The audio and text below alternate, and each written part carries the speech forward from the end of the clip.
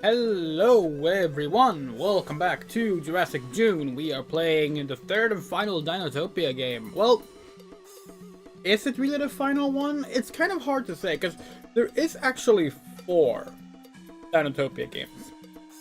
There's the 1995 Dinotopia that we played for DOS.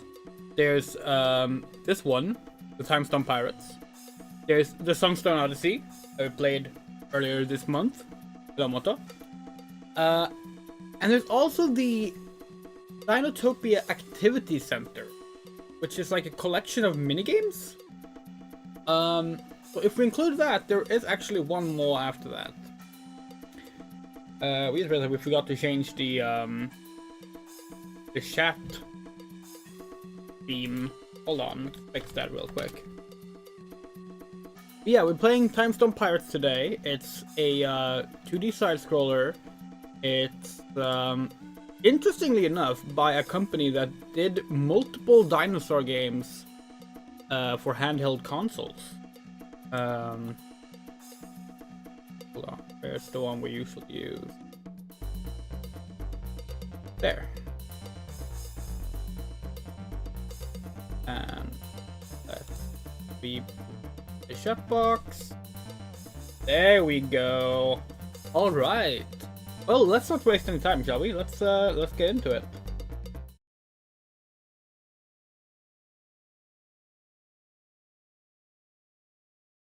We be pirates. We love to sail. We love to sail the 7 seas. Just a bunch of scalawags who are as free can be. We swim through storm and waves, all because you see great treasure adventures waiting just for me. We realize that's lyrics. We're not sure what lyrics it is. Is it?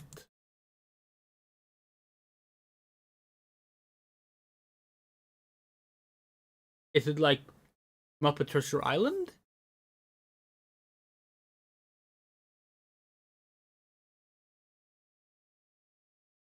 Not sure. Oh, but yeah, let's go, shall we? Let's play some Dinotopia. Yeah, so the developers of this, Buckler Spectacular from Ace Attorney Dual Destinies. Oh, we were very wrong. Okay. This is by a company called RFX Interactive, and they also made the Game Boy Advance Turok Evolution, as well as the Game Boy Color Dinosaurus RPG. Both games we have considered playing for Jurassic June, funnily enough. Alright.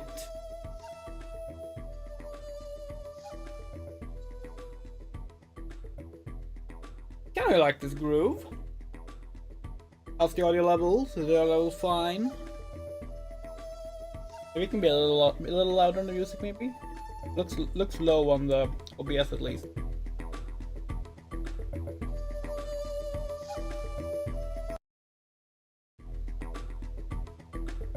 Options. All right. Oh, color correction. Oh, just gamma. Save options. Huh? What?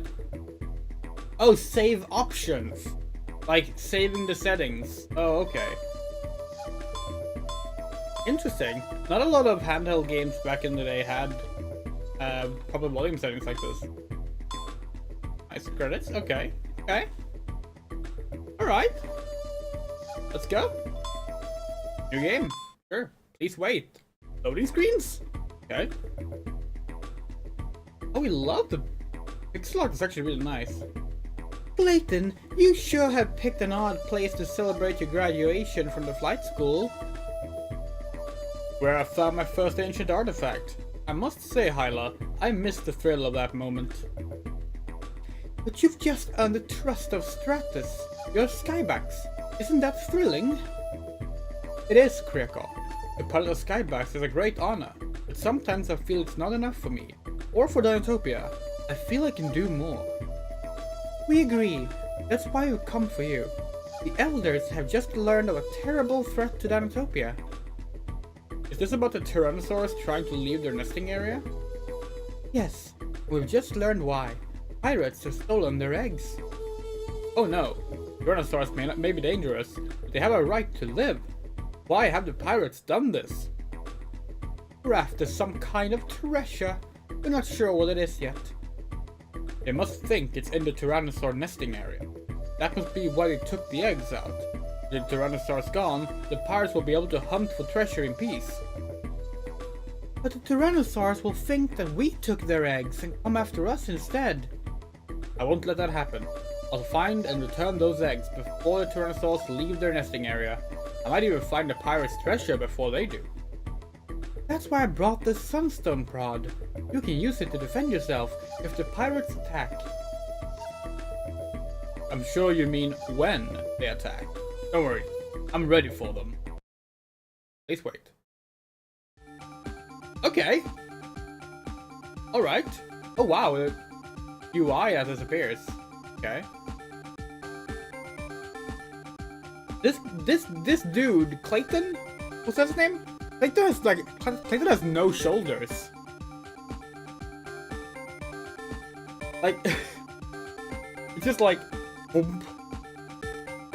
Alright, jumping. Right. Smashing, okay. Okay, we can swap between different zones. Luke shouts ring at all schools. Yes, that's exactly it.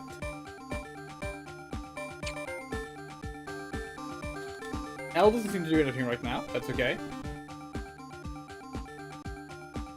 Let's see what the other... Okay, what do the stones do? That's a laser. Okay. A flash of some kind. Oh wait, these are using up our stones. That's not good. Oops. Okay, well, all right. Let's.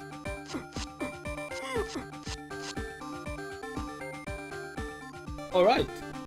So much like the Sunstone Odyssey, this game is taking that like non-violence, no weapons thing about Dinotopia.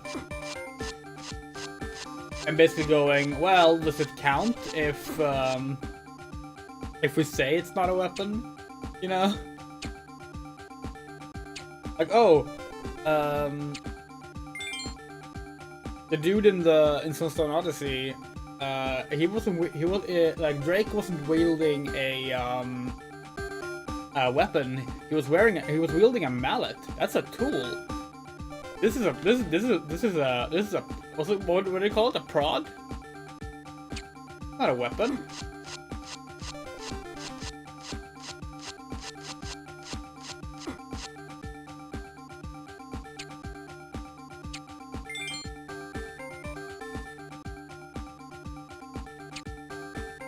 So we know that this game at least had the approval of the author.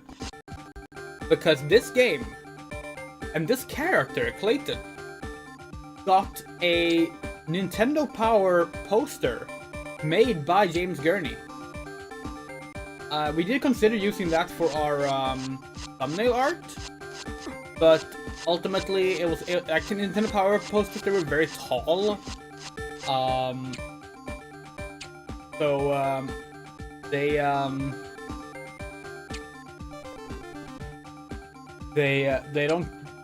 don't always work well for like thumbnails, you know. And James Gurney also did the cover art for this game, which we don't think he did the cover art for Sunstone Odyssey. But if he did, it doesn't quite look like his art style, and his name is not like listed as like the cover artist or anything, which I feel like they would have done that if it was him. The first game just oh, that's cute! That idle animation, the little golf swing, we like that.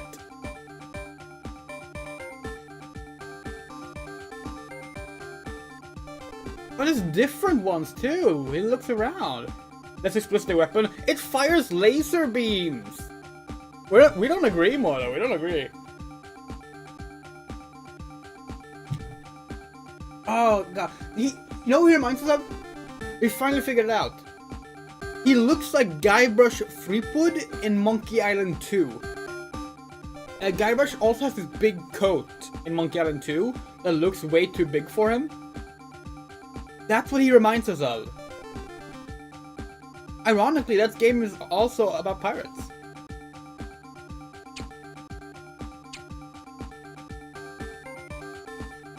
And this is literally just like Tweedledee Tweedledum from Batman.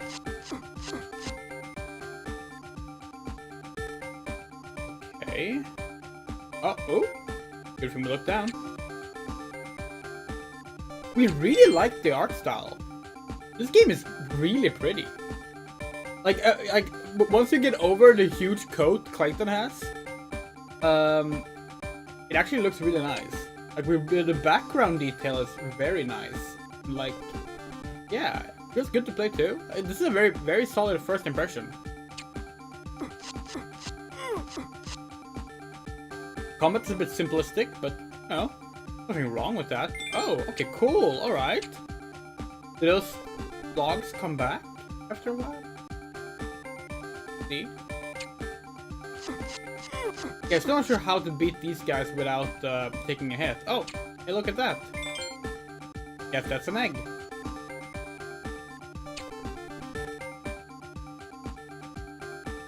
Oh, what's that? Probably an extra life, maybe?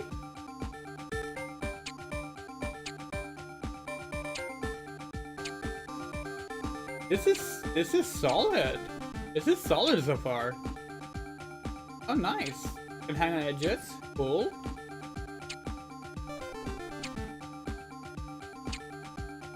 So we did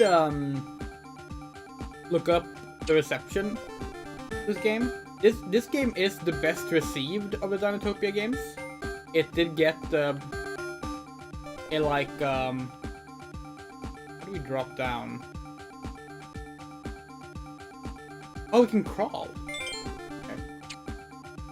It did get a tepid reception. You know, like 6 and 7s out of 10s. You know, like nothing like, oh wow, this is amazing, but like, unlike Timestone Odyssey, which got completely like obliterated, and the 1995 game, which was like just kind of ignored for the most part by Gaming Press. This game did get decent reviews. So high hopes. High hopes for it. Let's try the laser beam again. We really like the animation. It's so cute. I never expected that laser beam to do more damage, but hey, at least we finally got through one of those enemies without taking damage.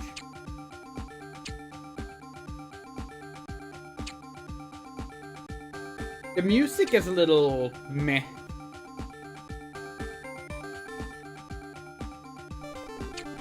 That's like the biggest criticism we have so far, probably. Kind of like a nothing tune so far.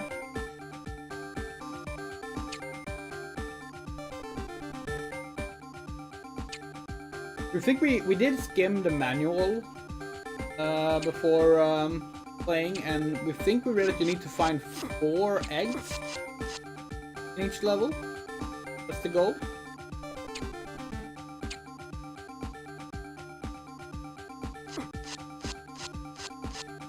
Maybe it was 3 eggs. I'm not sure.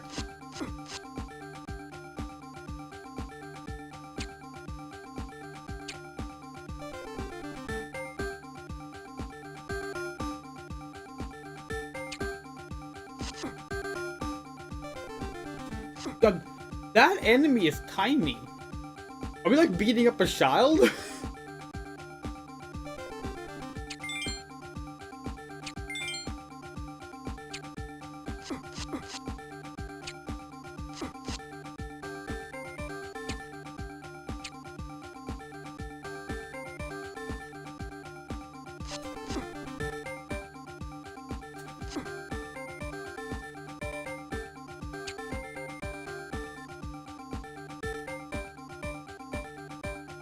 I don't know what that health potion is.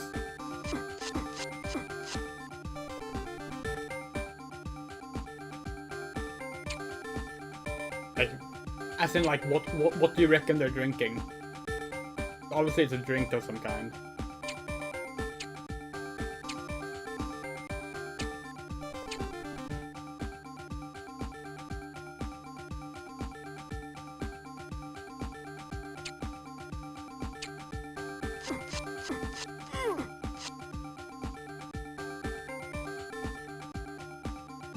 Yeah, so we know there's like Skyback's flying levels and also riding on a Parasaurolophus levels. Or maybe not levels, but like you do that in the game. We've seen that in like screenshots and in the manual. And also, we also think the manual said that between every level we have to go back to the Dinosaur nesting grounds to place the eggs. But you are right, there's been a distinct lack of dinosaurs outside of like the background. Even then, that's pterosaurs. Yeah. Just found one egg. Please wait. We've never seen a GBA game with a loading screen.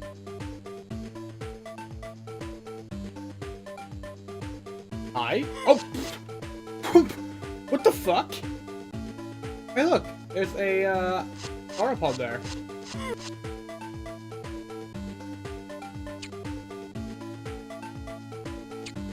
Look at it. Yay!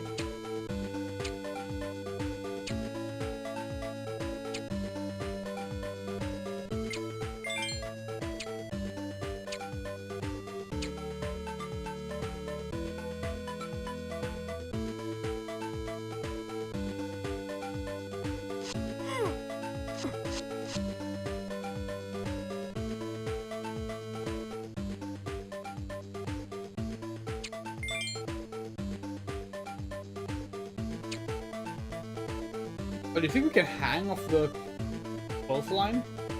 Ah, no. Seemed like it. That would be cool.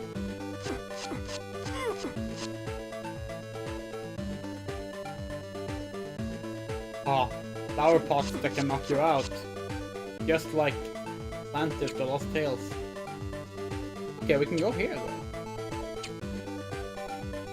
Okay, so we're guessing if it's a 3D surface? Yeah, okay. Well, 2.5D surface, because I wanted to find these things. Like the Prince of Persia style surfaces. You can stand on those. Okay.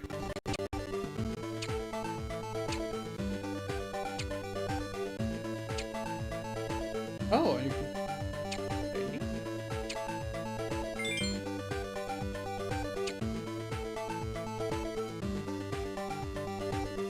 You climb on this? Oh, you can! Was there a cactus in Atlantis? Don't think so. We genuinely can't remember what's in the flower pot. It might just be a flower pot without anything in it. We genuinely don't remember.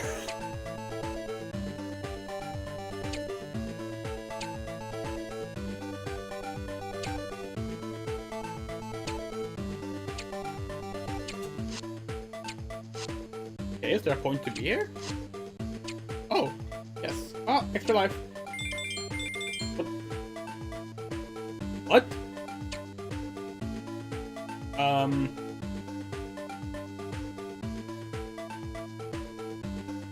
Okay. Who are we to question the floating boxes of Dinotopia? Oh, hi! Hi, friend. Oh, shit.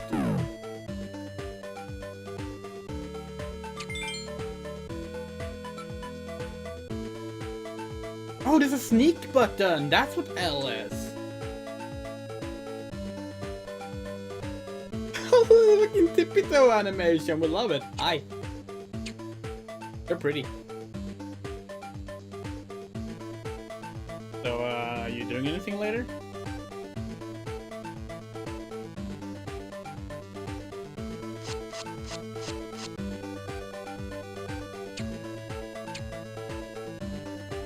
Oh, for fuck's sake!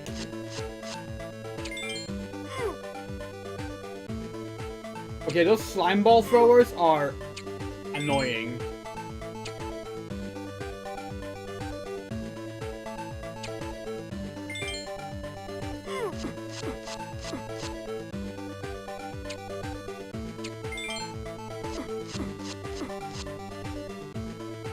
I haven't seen any dinosaur eggs yet. Sorry, Tyrannosaur eggs.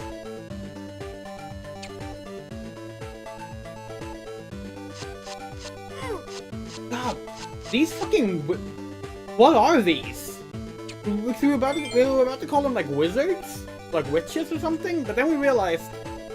They don't throw any magic, they just whack you with a stick.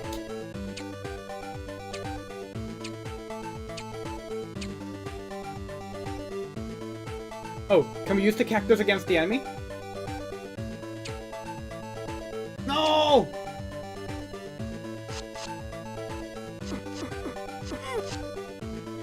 You're wearing a kilt? You are!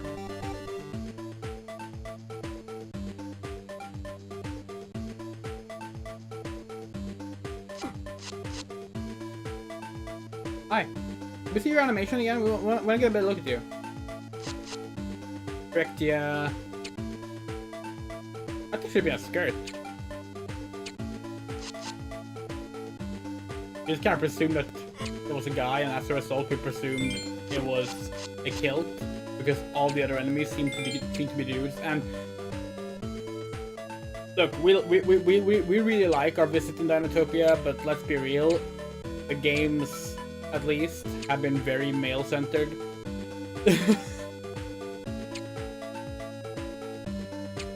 The women can have like important political positions in the villages and such, but like they don't exactly take part in the adventuring, do they?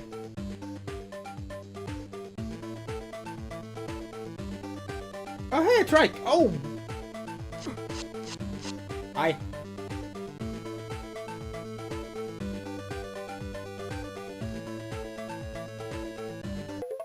Hey! Please wait.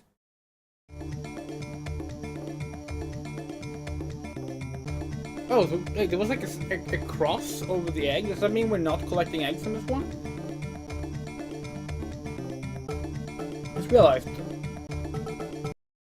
Okay, yeah, we can pause to see if we need to collect eggs or not. Okay. Oh! I thought that might be an NPC or something. Because there was no eggs to collect, we thought maybe this was like a level to like interact with people or something.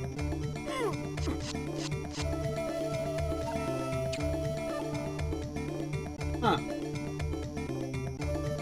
Wonder who that is. Oh yeah, this is the dinosaur paw print alphabet. Wonder what it says. Maybe it's like in? Do you think it still uses like English as the basis? It's just an alphabet. There aren't that many letters, words in English. There are 3 letters. 1 letter and 2 of the same. Yeah. That would also have a sign in a city, but an inn have.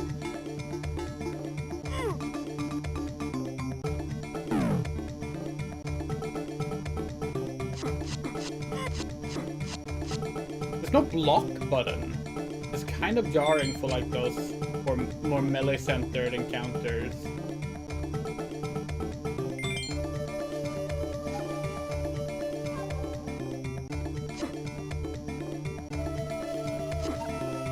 Hey, is that symbol? We've seen that. We've seen it in the Xbox game.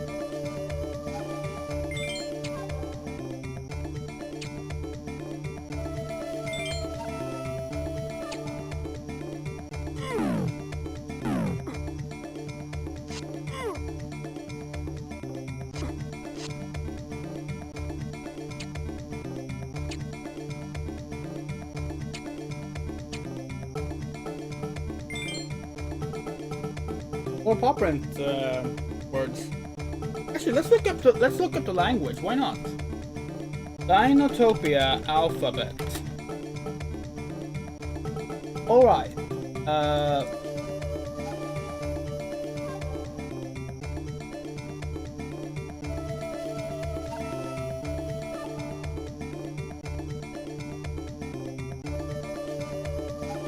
Okay, so the paw print alphabet we're seeing here, the three-toed one, is the theropoda alphabet. This is saying, let's see, the first letter here is a Y, and then we have a O, and then we have a U, so U. And the next one is C-A...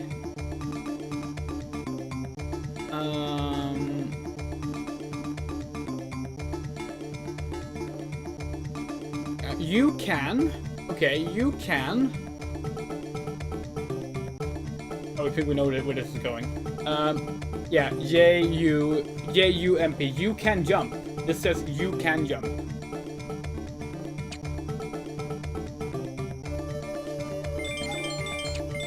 That's cute. That's cute. That's really cute.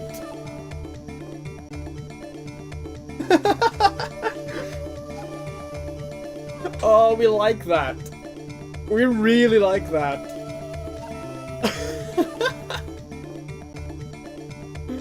Oh, that's rewarding. That is how you reward the player.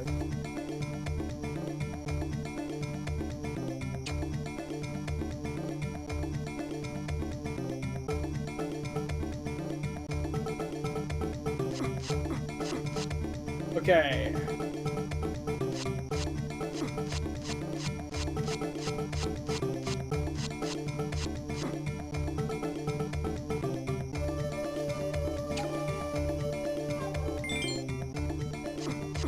Oh shit, another one. Oh fuck, there's a lot of enemies here. Right. Okay, let's read this one then. That's E, not an I. And then it's what is that? E? What? Egg. Oh. It says egg. You know, contextually, that makes more sense to put on a sign in this game, I guess.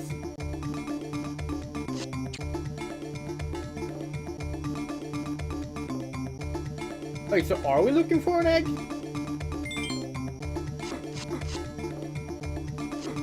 Not today, Walter White.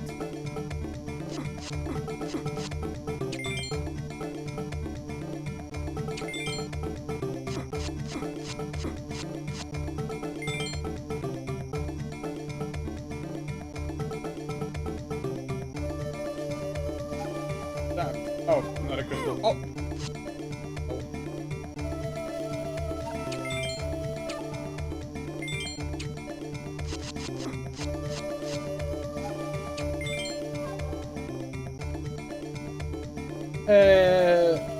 You have to know. Oh, so it's very difficult to know about sexual dimorphism of extinct species.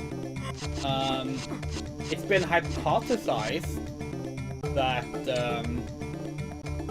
certain female dinosaurs could have been larger, of course, but we don't know off the top of our head anything where it's been like definitively said. Okay, egg is in this way, so we are looking for an egg on it.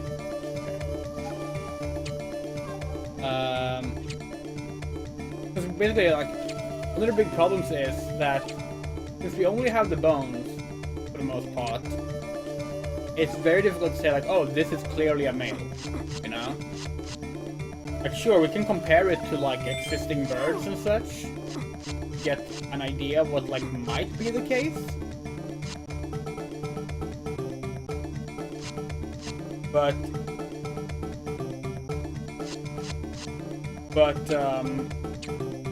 it's never gonna be super reliable.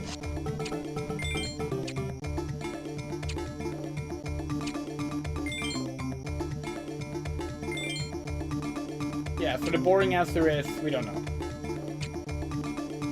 Hello, Mrs. Lich. We are playing Dinotopia, Timestone Pirates. Which, for some reason, we keep calling this game the Timestone Heist. That's not the name of the game, but we keep calling it that.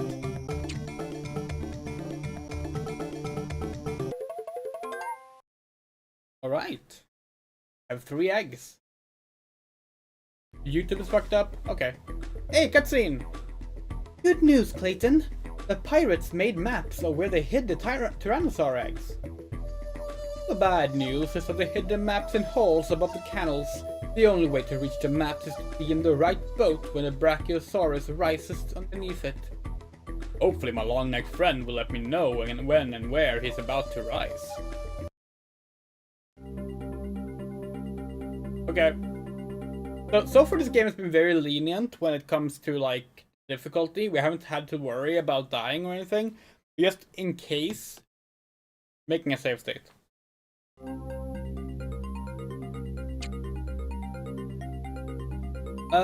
Jurassic Park. Well, in Jurassic Park they're all females, but then they...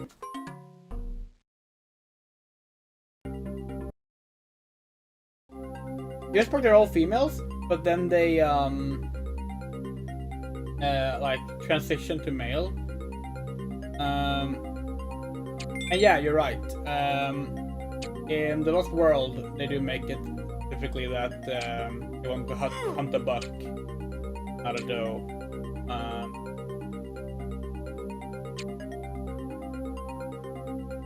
What?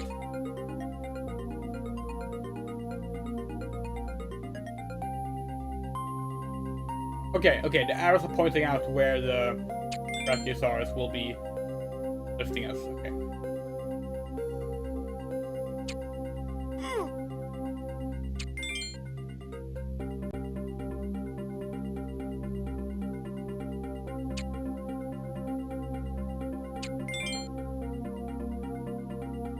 That's probably in the last one. Ah, yeah.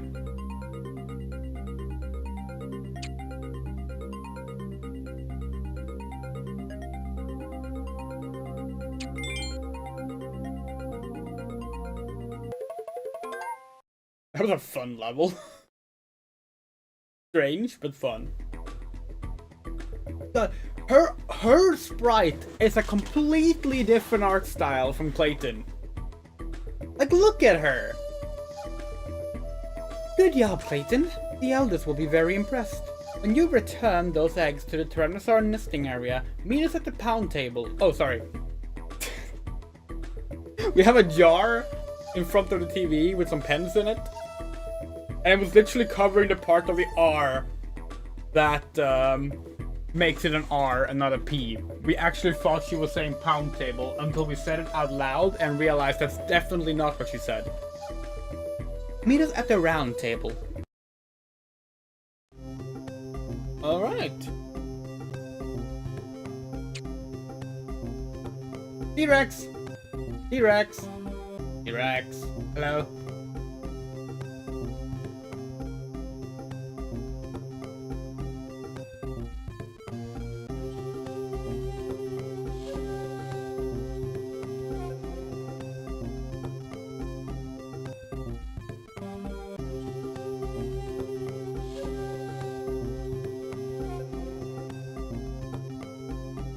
Can we place the eggs?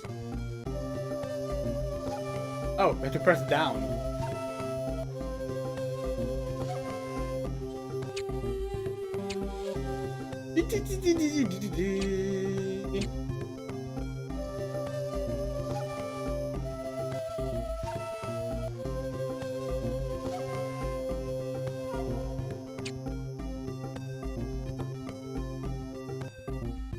Hey! Hey! Robodon! Skybax! Can you help us? Whee! Oh! Fuck yeah!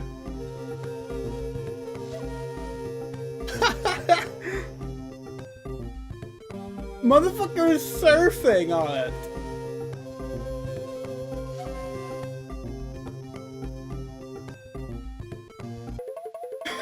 This game is awesome.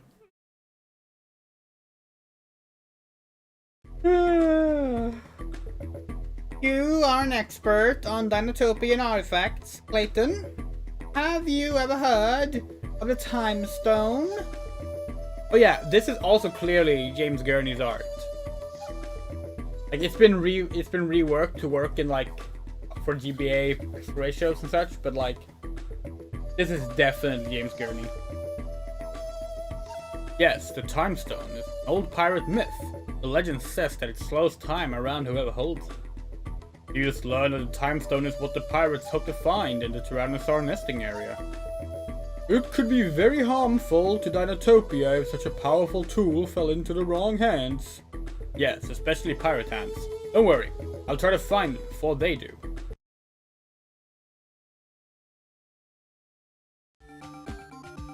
Alright, we have one egg to find. Oh, hello.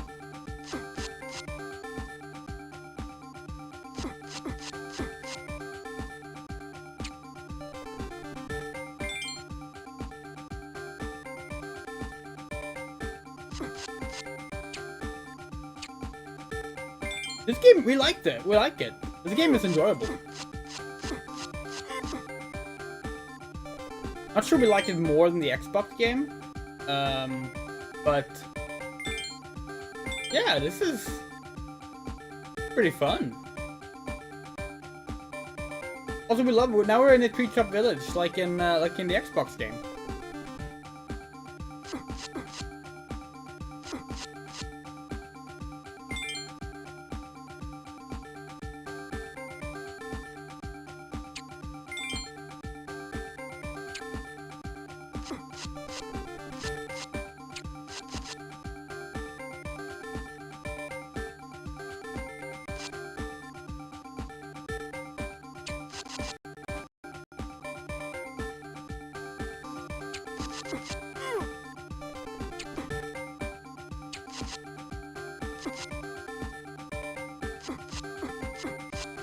Okay. Our main criticism from this game so far is that the enemy variety isn't super interesting so far. We'll see what happens. A little early.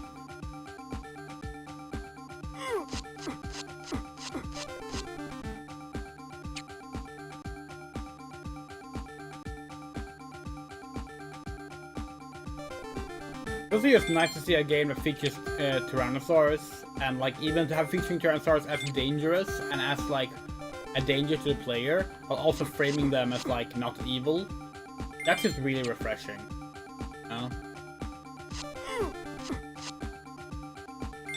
Like no, like the Tyrannosaurs are just doing their thing.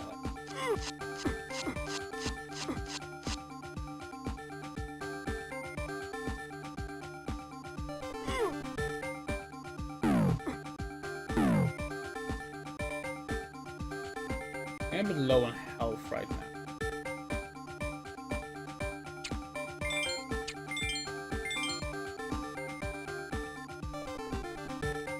Oh.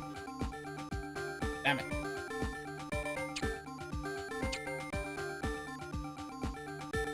What's that? You.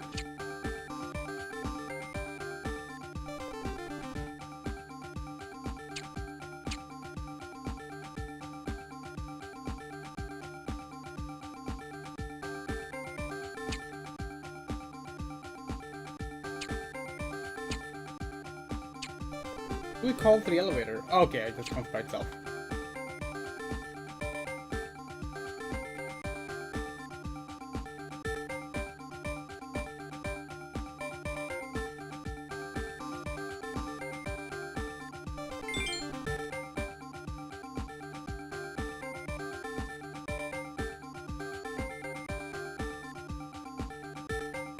Yeah, chat, we ordered something expensive today.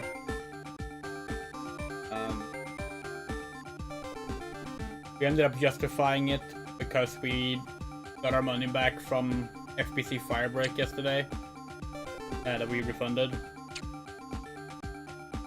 We bought a an official Deltarune Chris shirt and a Undertale Frisk minifigure.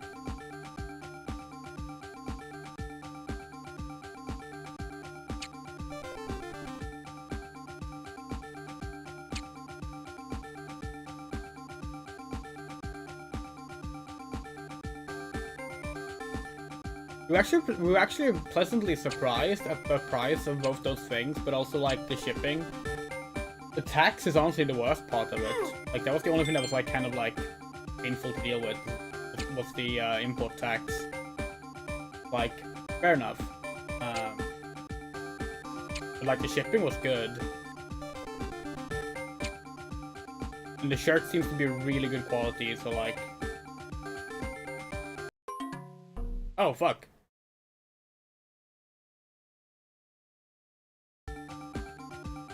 Oh, interesting! We get to spawn here? Okay, so extra lives don't start at the start of the level. They actually like have hidden checkpoints. That's surprisingly kind. Interesting.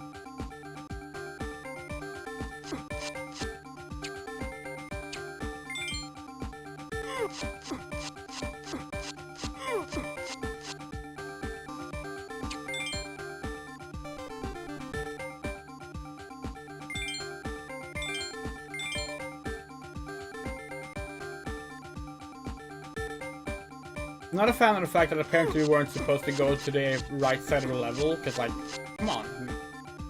That's how we did it for all the other levels. It was perfectly reasonable for us to think that would beat the level. Hey, this game is very forgiving when it comes to like extra lives and shit, so don't mind.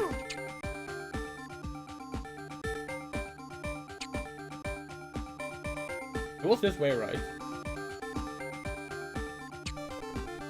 Maybe not.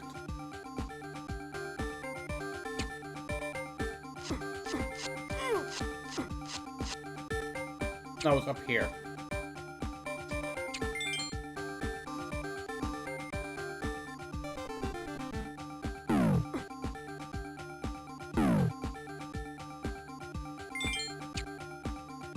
Kinda underestimating, like,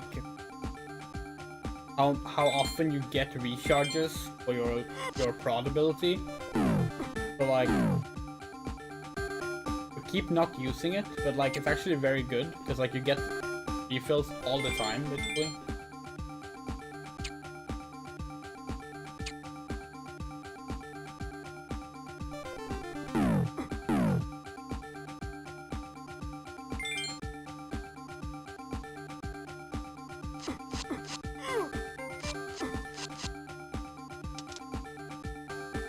Interesting. Wonder what that button did.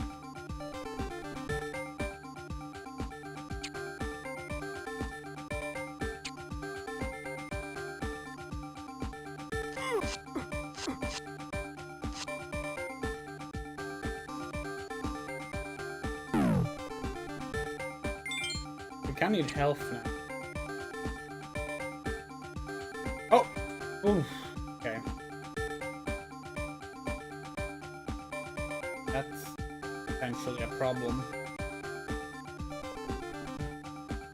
Find some health.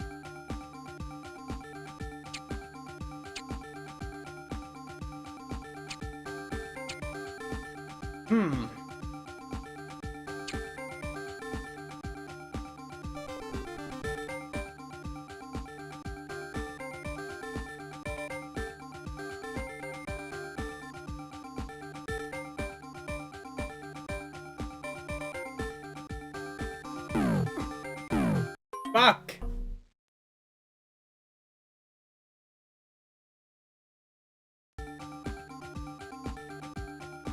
That was hard.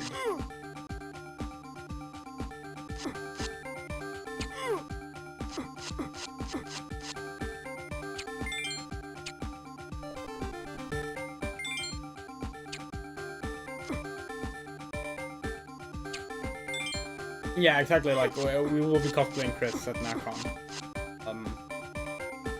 Oni will be cosplaying Rousey.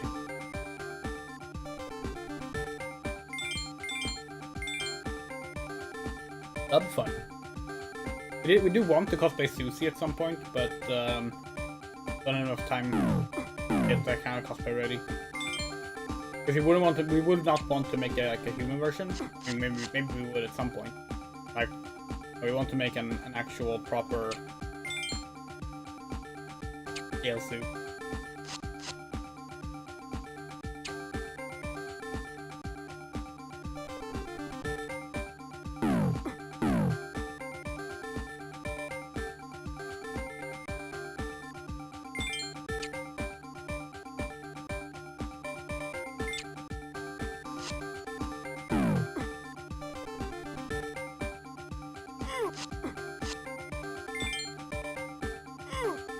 Light World or Cool Kiss? Hopefully both.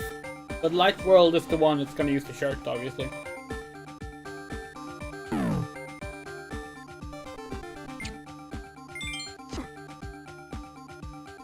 So like the thing is, Chris is wearing Asriel's shirt. Like both in universe, but also like in terms of designs, it's literally just Deltarune, Undertale, Asriel's shirt. So you actually like they are the same item on the Fangamer shop. It's called like Important Person's shirt or something like that.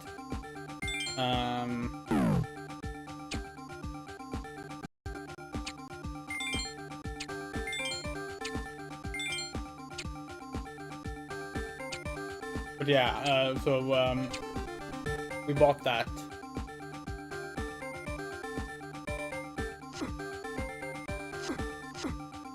And the aforementioned minifigure of Frisk.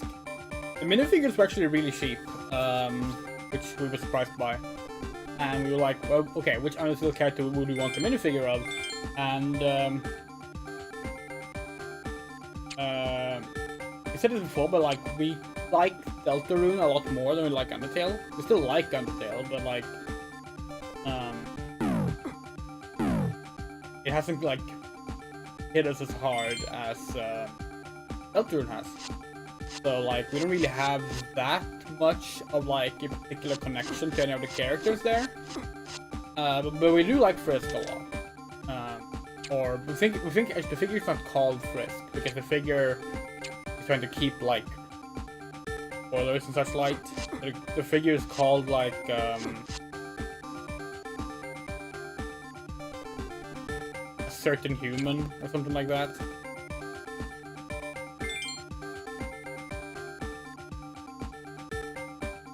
Well, we relate plenty to Frisk. That's not it. It's just that like the world of Undertale and the characters of Undertale, we don't find them as interesting as the characters in Deltarune. Like if there was a minifigure of Susie or of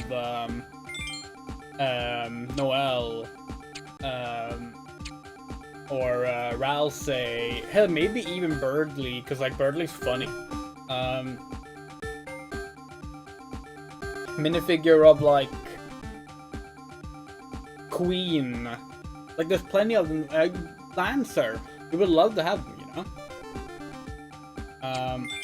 But like the minifigures that exist are like Sans, Papyrus, Frisk, Boreal,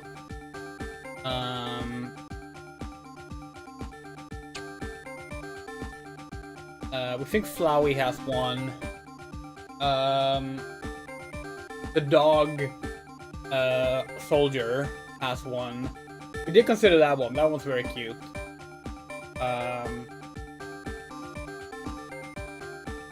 Undyne has one. We think Alphys has one as well. Undyne we did consider as well. But like we would like to have like Muffet, maybe Napstablook. But yeah, alas.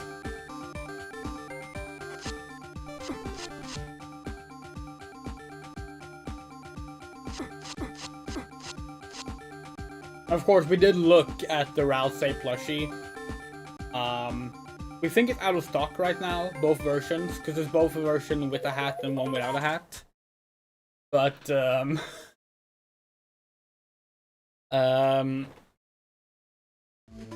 yeah, it's a bit expensive, you know? For good reasons, obviously. We have a new plushie, though. Found this at a secondhand store. This is a Sonic the Hedgehog that's meant to like go on like ceilings or car windows and such. It has like a little what are they called? What are they called? Like it's sugprop in Swedish, but like you know, like a suction cup, like hang. We got this for basically nothing. That's pretty nice.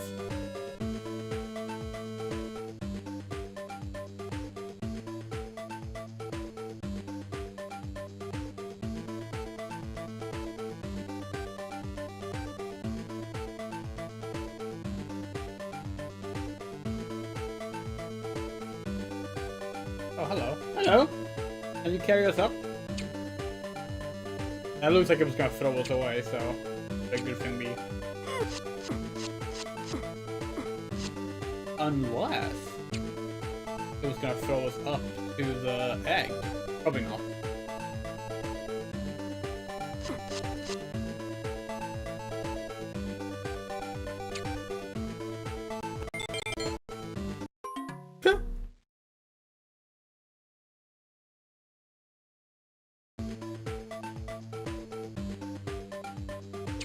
Yeah, let's see what happens. Throw us! Oh no, that is what they do. Kind of. Okay.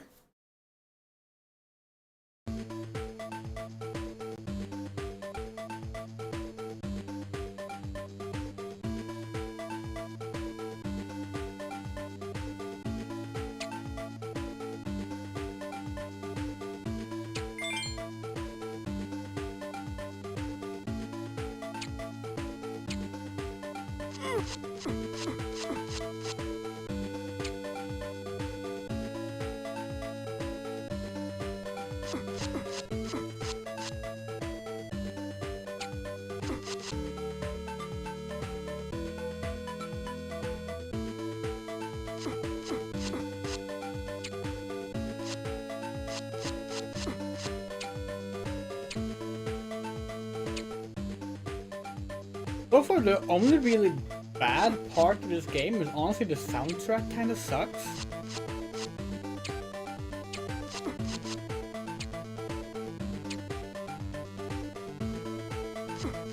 It just feels very stock, you know? It feels like placeholder music. It also feels like antiquated. This is 2002, and this does not sound as good as, like, original Game Boy music would sound.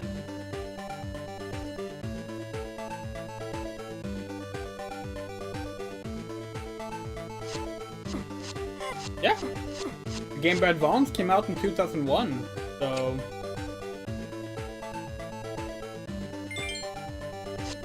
Oh, we just realized! We finally realized what this game reminds us of! And we've been saying a bunch of different games, like, oh yeah, like, Quinta looks a bit like Garbage Streetwood in Monkey Island 2, and like, we said this has like some Prince of Persia elements, but like, no. We finally know exactly which game this game reminds us of. Pitfall... The Great Adventure? We think that's what it's called? Hold on. Sorry, Pitfall the Mayan Adventure from 1994. A 16-bit / 32-bit Pitfall sequel that was fucking excellent, by the way. Yeah, that's the game. That game looks like this game. That game could be really fun to play at some point on stream. Did that game have dinosaurs? We're not surprised if it did. No, it has a saber-toothed tiger, but no dinosaurs. Oh, it did get a GBA port. Interesting. What's the GBA port look like? Bad. The GBA port looks bad. Wow, that's horrible. This game looks a lot better than the GBA port of that game. Oh, Pitfall. You reckon we're gonna get a new Pitfall game? When did we get a Pitfall game? Find out. The newest Pitfall game came out in 2012, and that was an endless runner reimagination of the original Pitfall. Oof. Oof.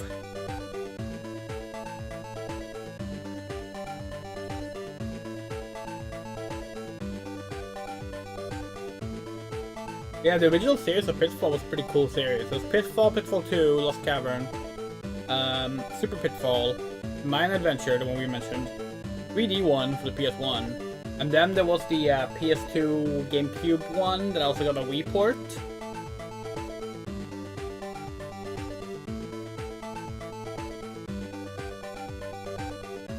And apparently there was another GBA one? Okay, we have to look at the other GBA one now. Pitfall GBA. Okay, the other one looks better. The other one looks better. It actually looks a lot more like this game.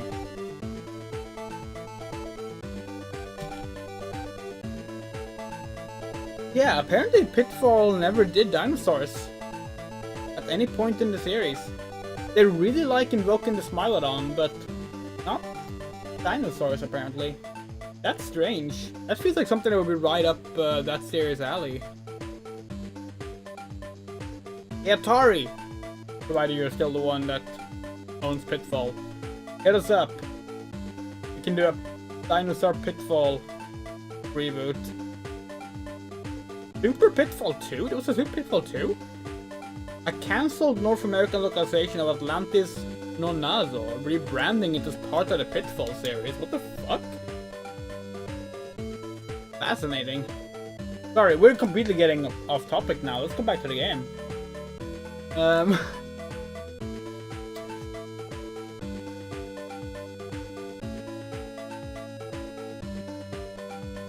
Start talking about Pitfall. It should be fair, Pitfall is an important franchise that doesn't get enough love these days. No, it wasn't the first platformer like it's sometimes called, but it was basically the platformer that like set the standard before Mario and later Prince of Persia. And yes, both of those games did set a standard because Super Mario Bros. Set the standard for what would be called console or platform mascot platformers. Whereas Prince of Persia set the standard for what will become called cinematic platformers. And those are two very different genres of platformers.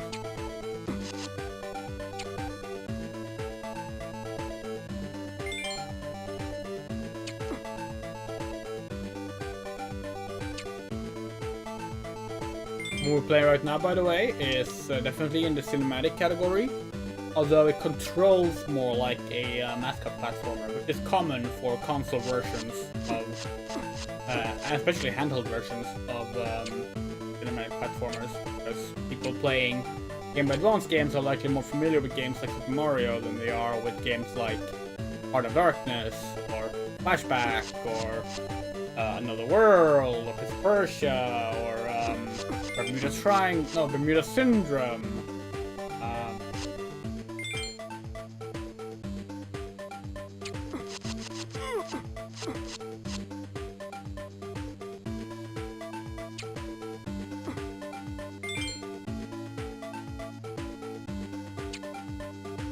Personally, we've always been more fond of cinematic platformers. But if you don't know what the cinematic platformer is, I mean, we did just describe a bunch.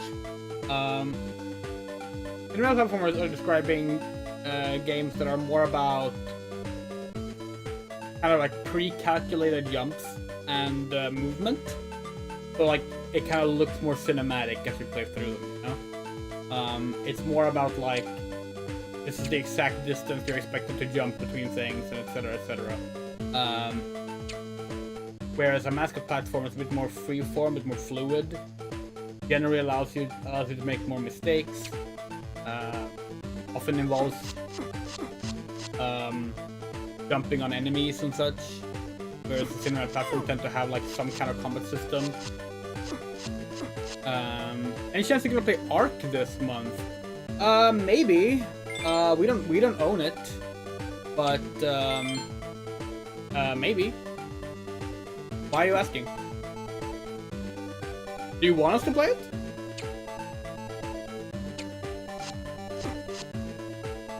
If we should play it, which version should we get? There's like, there's the original, there's the remake, and then there's like 2 spin-offs, you think?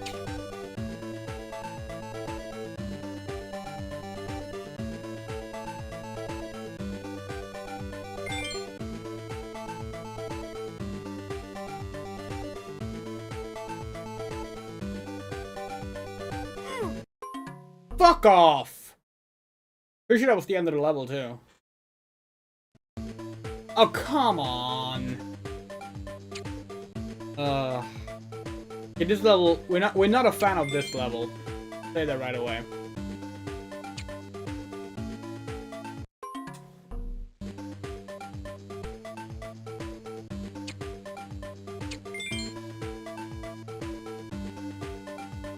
Unless Survival Evolved, I think it's alright. You should definitely tweak the server though for a stream. Okay, Survival Evolved is the original game, right? Well, the second game, because the first one is Survival of the Fittest, which is no longer available, we think. It was shut down. But, alright, yeah. I mean, we might. We're definitely not gonna say no. We're very loose about what we're gonna play. Like, people are welcome to suggest things, you know? Right now, the only real plans we have that we definitely want to do is like Dino Survivors, Dino Defender, Dino Crisis 2. We were supposed to play that last year and then didn't.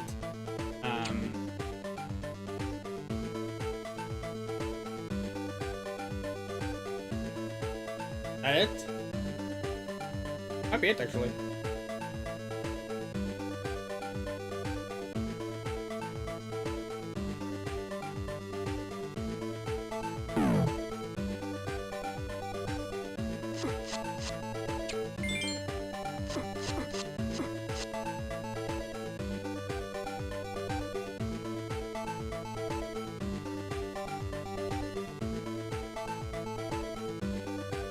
Yeah, sure. They are. Not gonna promise it, because we don't own it. But, we will look at it. But keep in mind that we generally don't like survival crafting games, but we're always happy to give something a shot.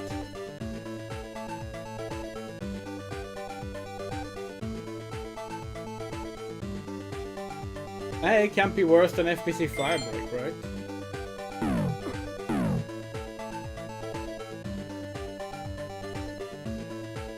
Hell, even if it is worse than FBC Firebreak, it won't cost us as much as FBC Firebreak, right?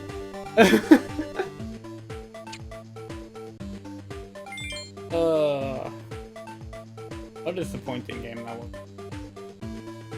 It's still kind of like holding out, hoping that Remedy will like hear the feedback and like adjust the game, make it fun. Certainly not impossible. There is a good game hidden beneath the bad stuff there, which is so often true, you know. But yeah. Doesn't change that it's a bad game, which it is. So.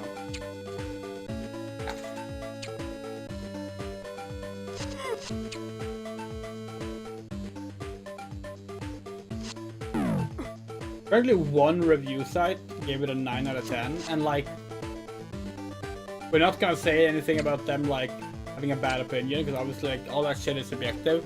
We're just like, damn, we wish we had your experience with the game. Because, like, even if the game had been better, we can't imagine coming out of a 9 out of 10 experience. And maybe it's just that the first level, the one you're forced to play, and basically encouraged to play through multiple times to actually get the interesting stuff happening. Maybe that level just sucks.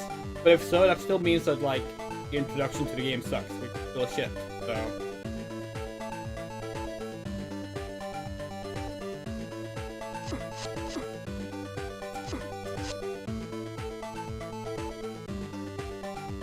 Off. We hate these enemies. They are the worst enemies.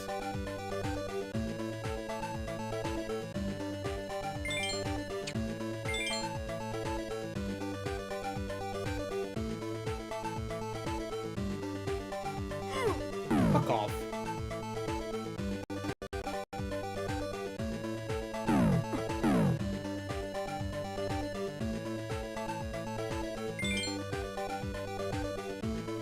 After health. 2 hits. Okay.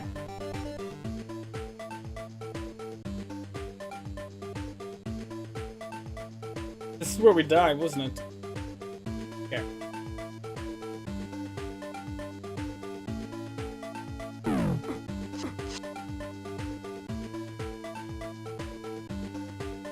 Yes!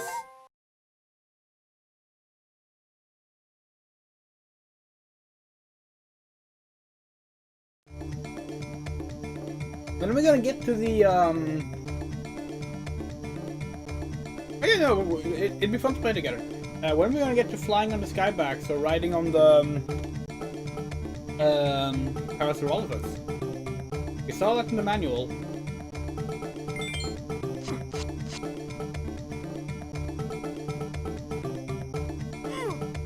And flying on the skybacks is actually on the box start as well, man.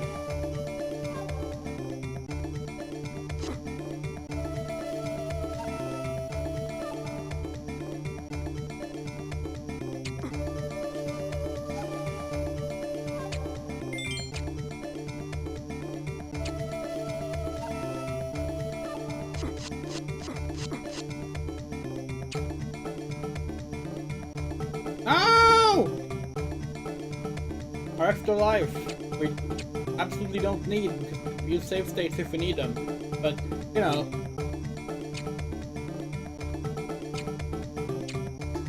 So far we have technically not used more save states than we've had extra lives, so like... I just will pretend that we're using them.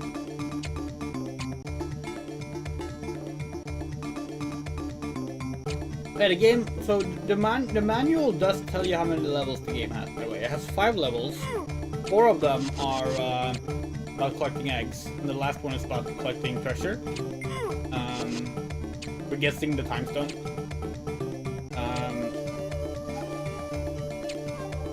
So we're still on the 2nd level.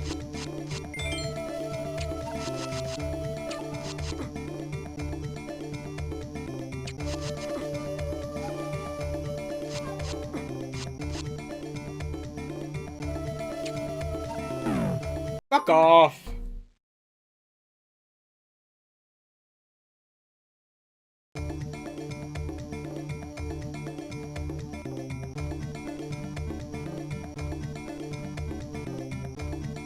Oh, you can walk out of it.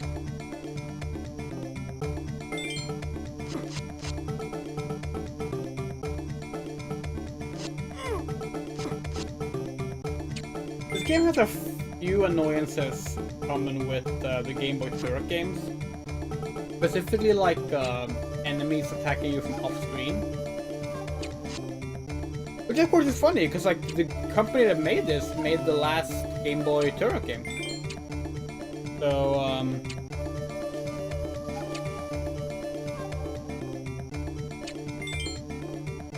that's kind of a funny coinkydink. Wait, we did not load a save state. You can endlessly farm 1-ups after dying.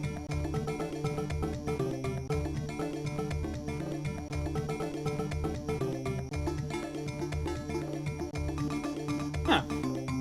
Interesting.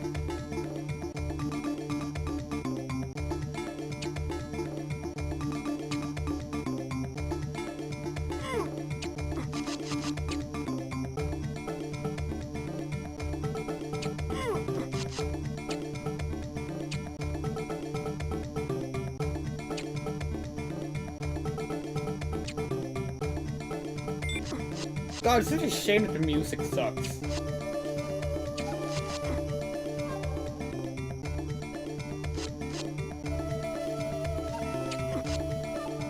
This is not the music we expect of like a GBA action platformer. It's the music we expect of like a fucking like low budget breakout game from like 1996.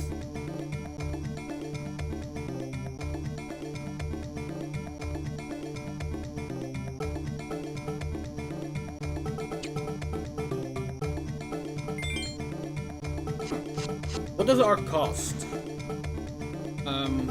Okay, let's just look it up right away.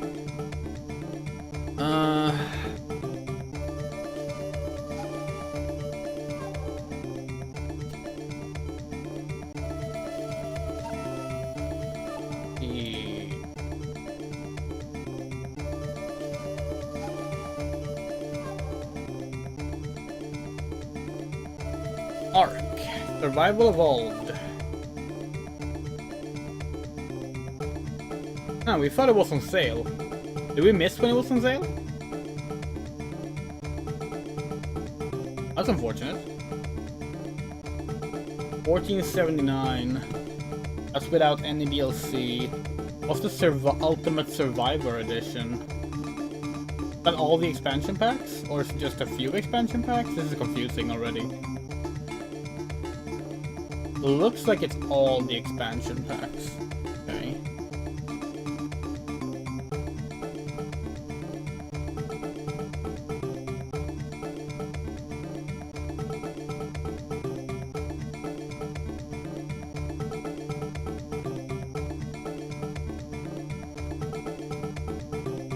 What's Ark Astraeus? Is that an expansion or something?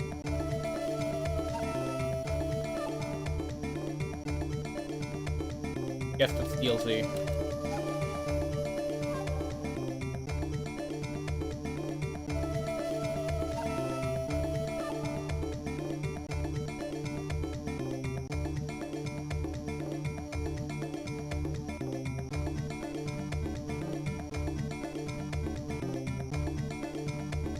What's Ark Park?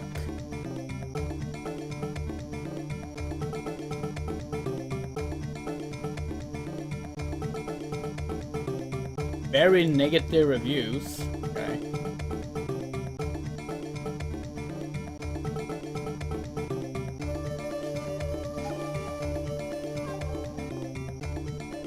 Oh, it's a VR game. Okay, okay. The remake is...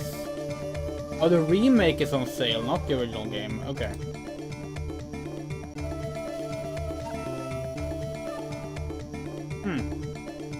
We'll look at it. We will look at it, and maybe we'll play it.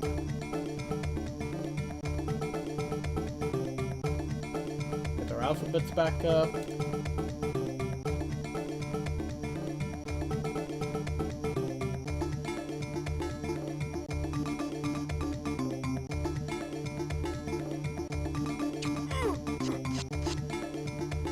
Yeah.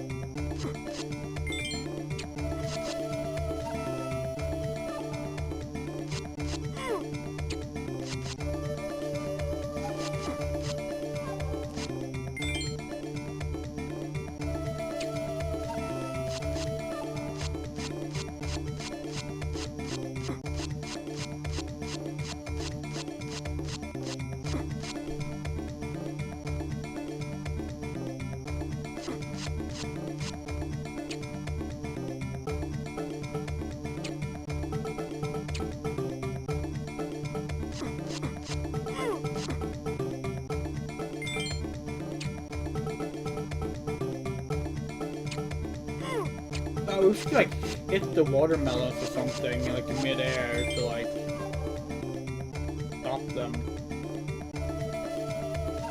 Like, what is that pirate even throwing at? That's their friend. Roommate.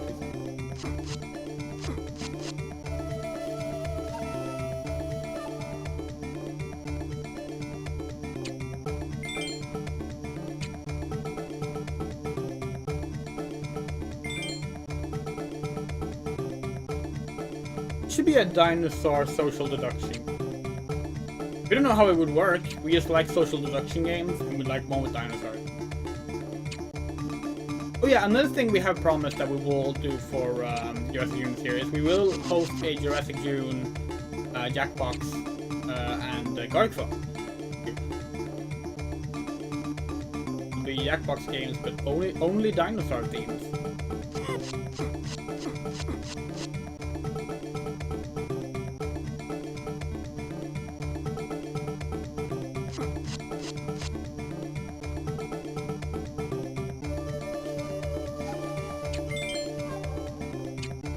That does sound cool.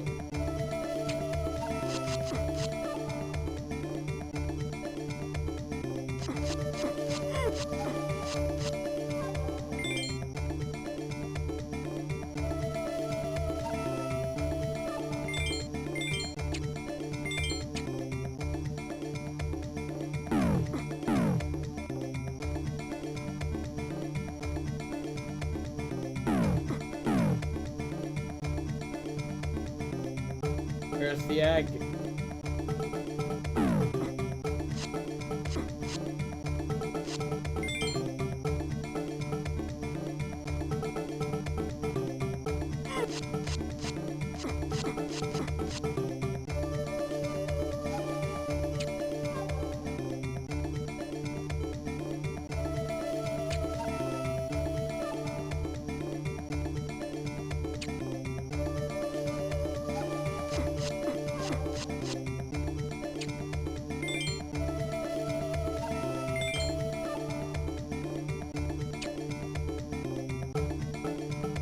Oh, this music is so monotonous.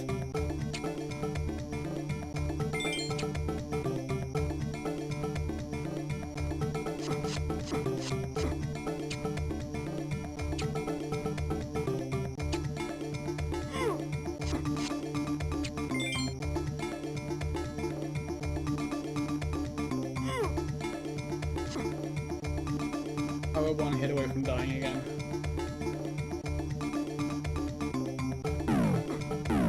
No!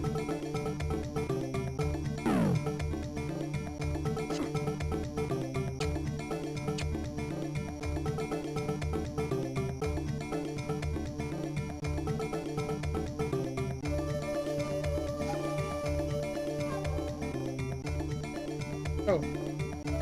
Skybax. You're much larger than the one we saw at the T-Rex place. You are Skybax? Oops, I can't escape until I take the egg.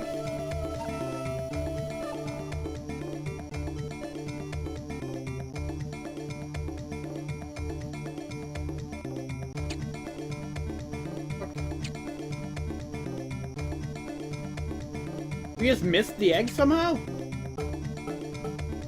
Ah, okay. That's okay. We cleared out the way back. Just fine. We killed all the enemies on the way. Just find the egg.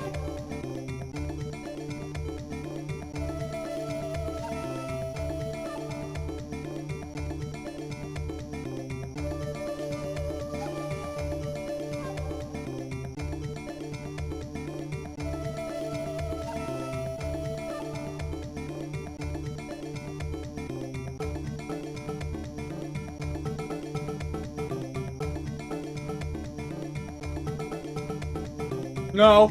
Don't you dare. Fuck! Oh, that could have come back. Yay! Egg found!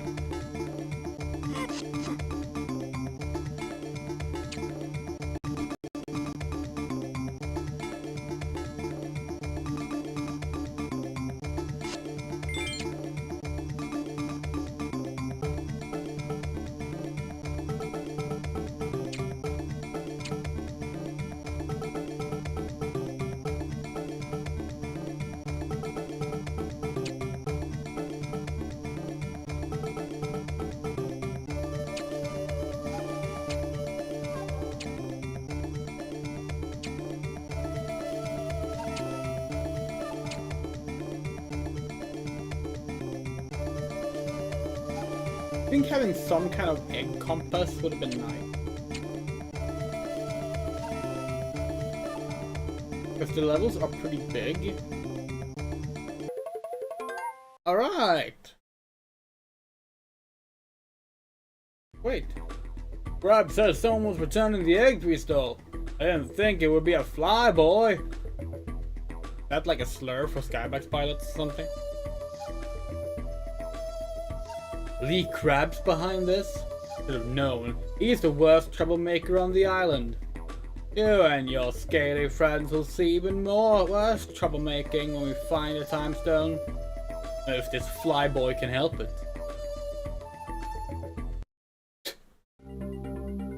What? What?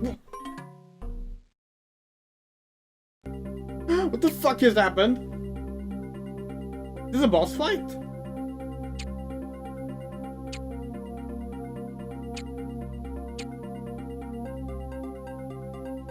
It is! Oh damn, okay.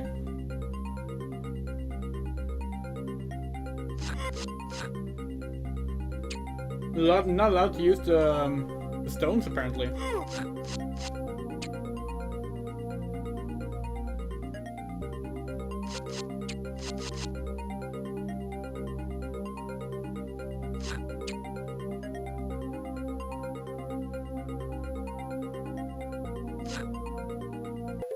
Yay!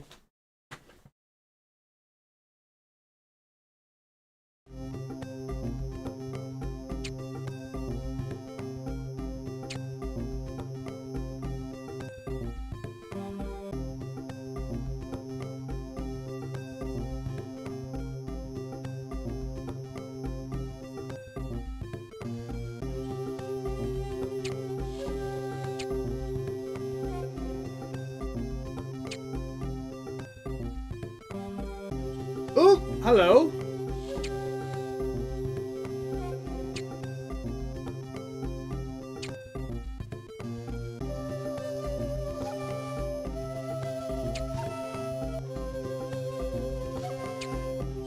Hey buddy, we need help over here.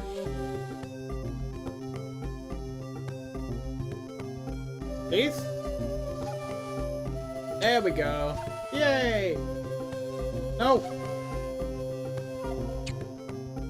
Get away. Yes!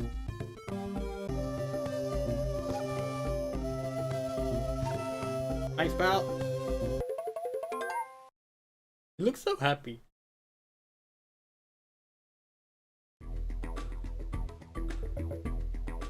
Congratulations, Clayton. Nearly half the eggs have been returned. I still leave so many more to find. Too bad I don't have a Timestone to give me some rest. The Timestone's power to slow time is only a myth, is it not? Maybe, Krakor. Hard to fantasize. Only when there's time for it. You must get to Canyon City right away. The Skyback Stratus eagerly awaits your first mission together. Oh, flying time! Yay! We're flying! The pirates are shooting arrows at us. Okay. Okay, we can throw rocks, apparently. Oh, I'm guessing it's rocks.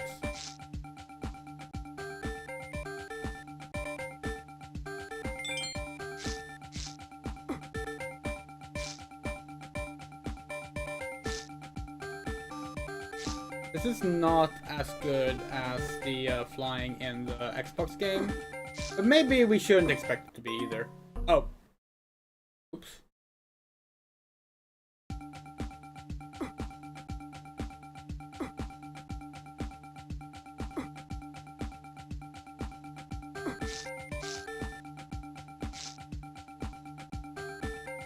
Our skybox looks strange. The other sprites looked a lot better. This one looks odd.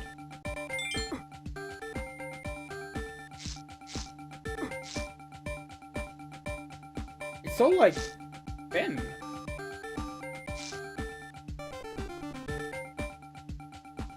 It looks malnourished. Holy shit, this is difficult.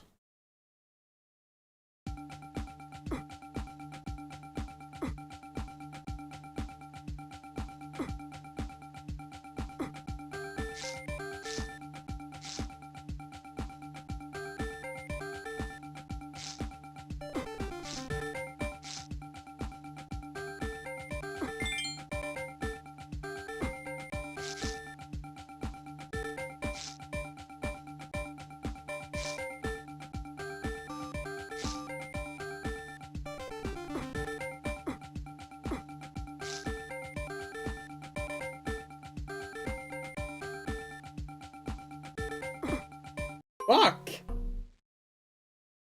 This is like really difficult.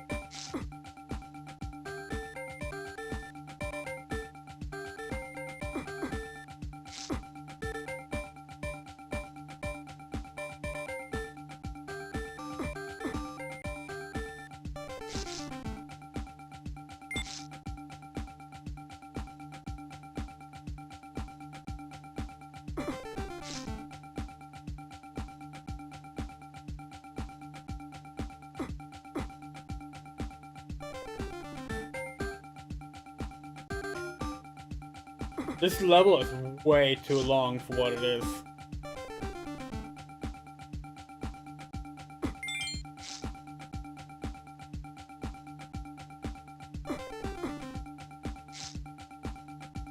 Like, it's not terrible, but it is a very dull auto-scroller.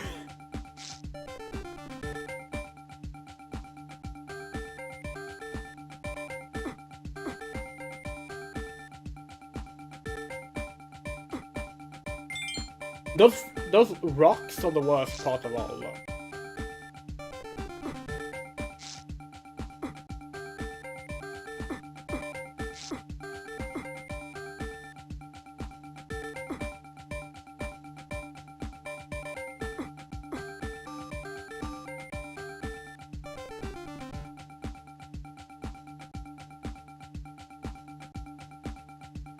How long is this?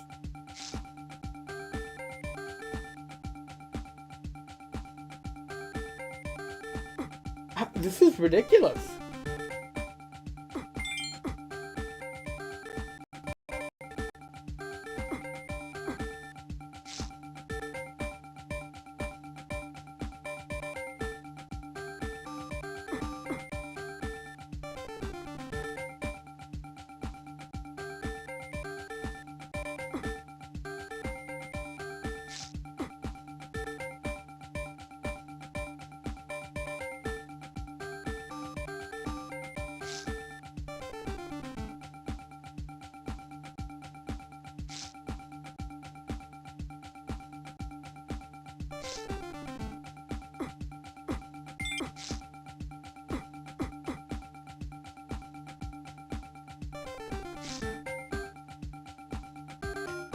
Oh, what? Why? Why is this so long? This feels like an endless runner or endless flyer, yes, but like, it feels more like Flappy Bird than it does a level in a platforming game.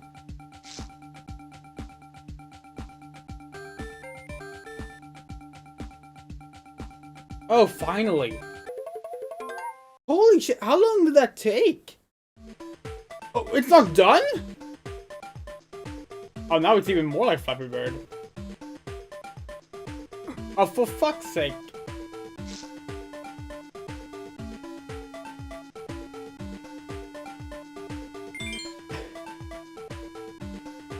Why? Why put these? Why put two of these levels next to each other? Make them shorter, spread them out. Like, what the hell, game? Again, like, they're not terrible. It's just kind of strange.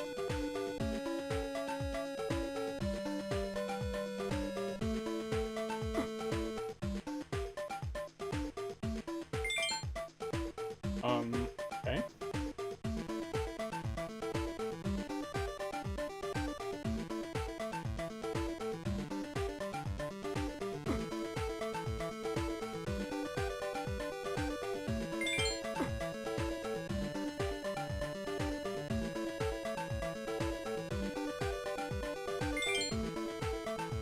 Oh shit, those were obstacles? What? Okay, yeah, we died. Okay, yeah. They had those statues in the background the entire time. Like when they showed up in the foreground, we didn't realize they were foreground things.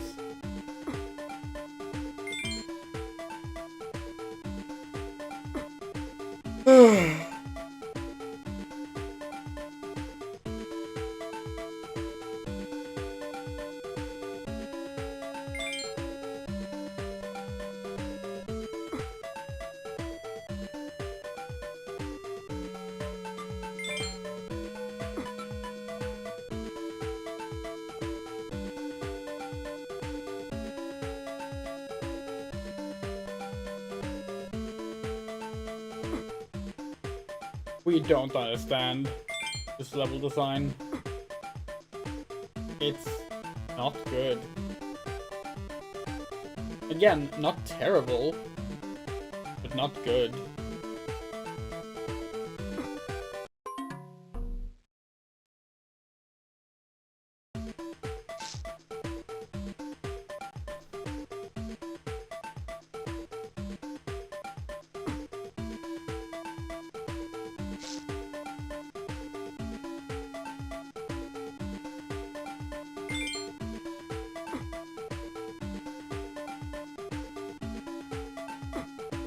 How are you supposed to dodge that? We held left now. Oh, for fuck's sake. It's so difficult because, like, if you get too low, you can't see where the rocks are. If you're too high, you can't see where the bubbles for those are.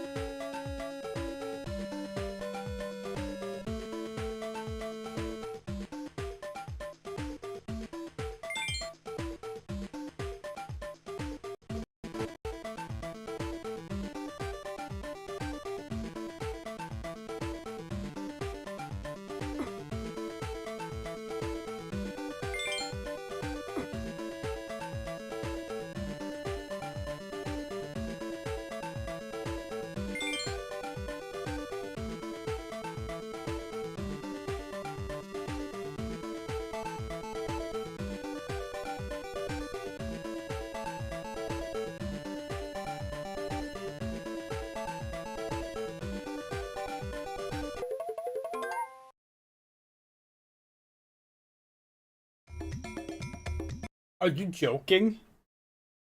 Why? Okay. Okay. Okay.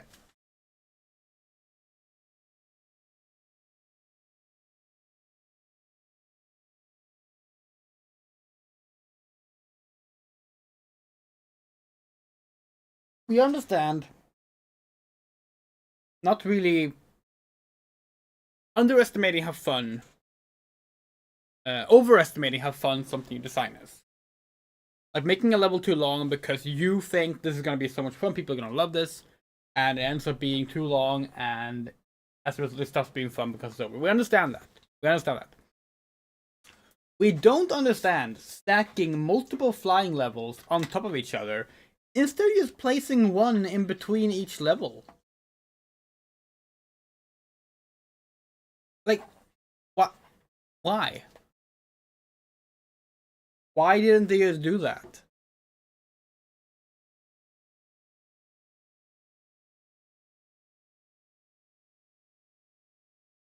It's just strange. You think?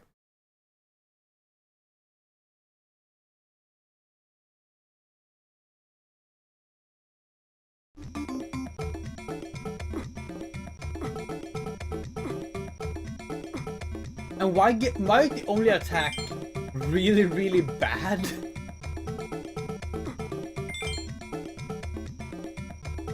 You can't reliably aim these rocks, they're bouncing everywhere. And it's all you have to use for everything.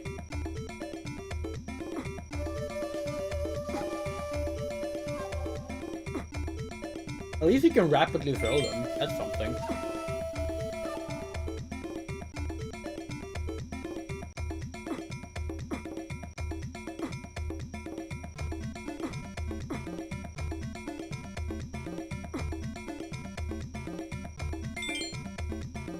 Oh, shit.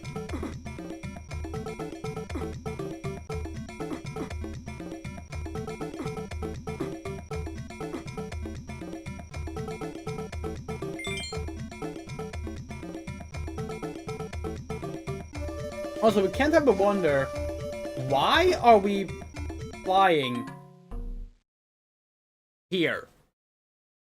Like, this is a 2D game. The game needs to have backdrops, obviously. But if we're gonna have this, like, flying through a cavern and, like, fight caves and all this stuff, why would you make the background open air? Why aren't we just flying there? Why are we flying in the caves? Look at this. Why aren't we flying there?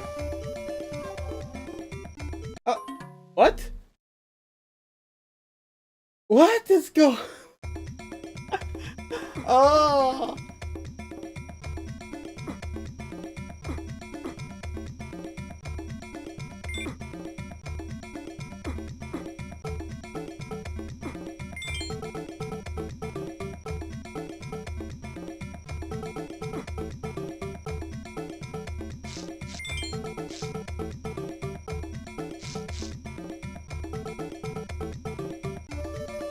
Yeah, like from a game design perspective, we understand, right? Like, obviously, the reason you're flying in the caves is because otherwise there wouldn't be a level. But like, no one forced you to make the background open skies. You could have made the background caves. Like, that's the part we don't understand. Like, why would you diegetically add something that just makes the game look silly?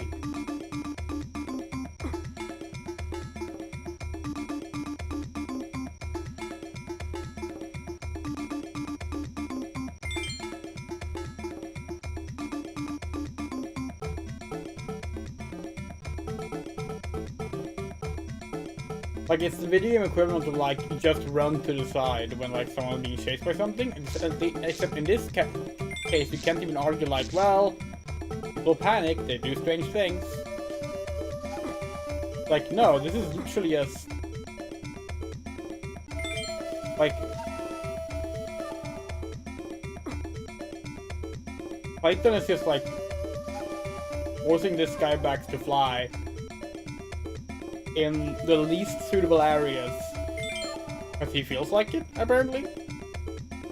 It's strange.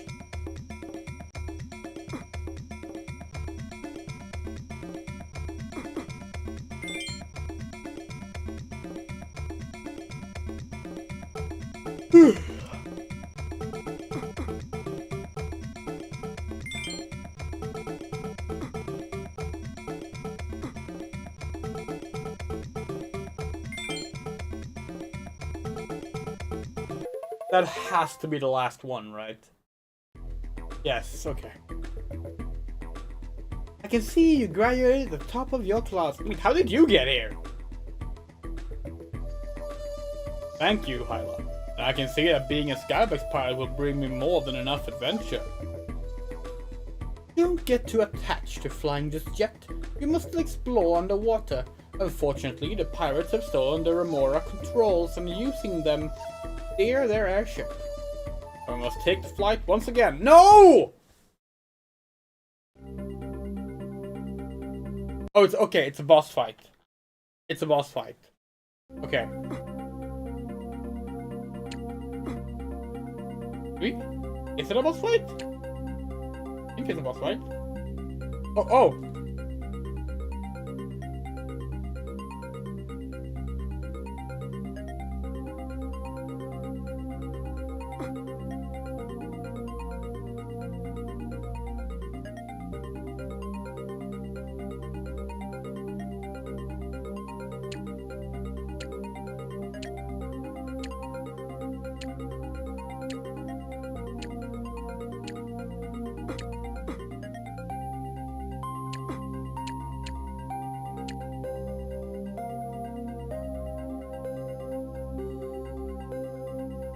UTEs on a Game Boy Advance game is definitely not something we've seen before. But now I know what to do though.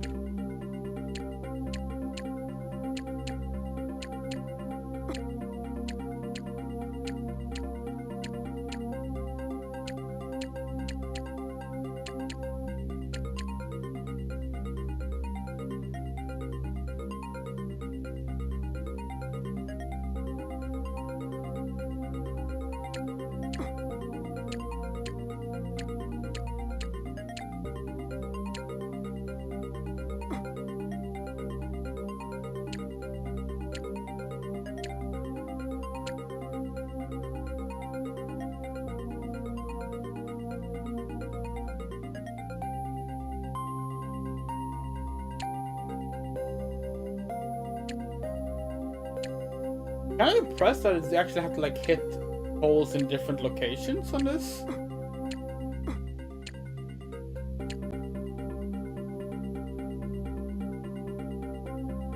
That's actually impressive.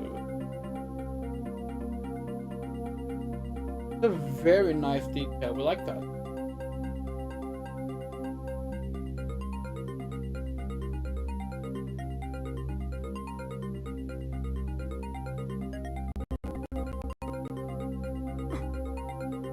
Not sure where we need to hit now though.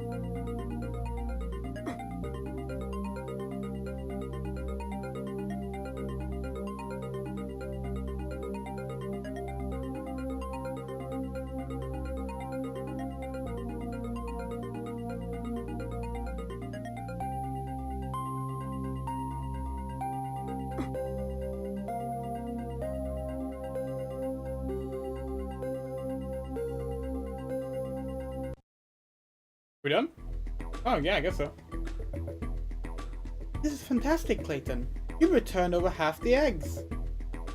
We have? Yes, but now I must take the Remora underwater. Eggs need oxygen as we do, and time is running out. Don't forget to take it easy on the controls. Keep your air supply charged up and watch out for the Dunkleostis. Heard of him. 30-foot can opener with fins. I'll watch out.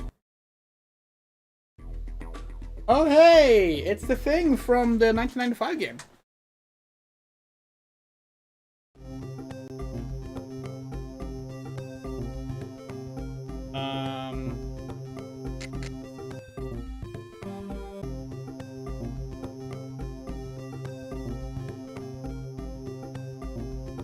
Oh. Interesting. Okay. Okay.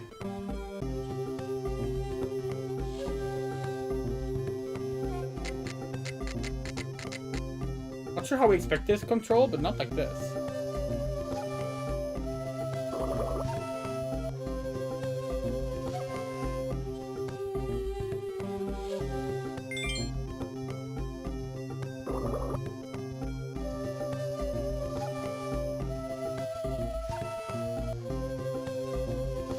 I feel like you don't take damage just by hitting the walls. That's fine.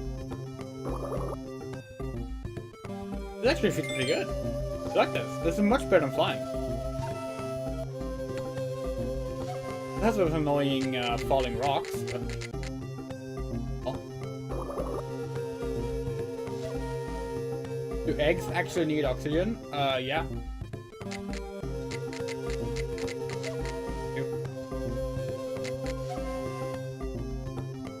Well, it depends. It depends on the egg, technically.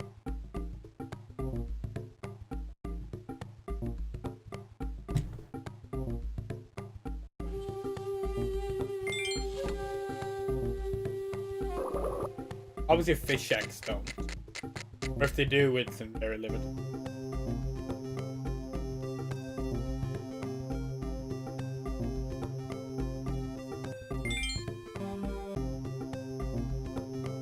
Oh no! It's the bathroom monster from...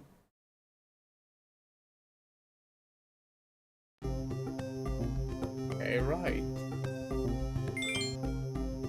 Yeah, we actually do have to be fast. Didn't think about that.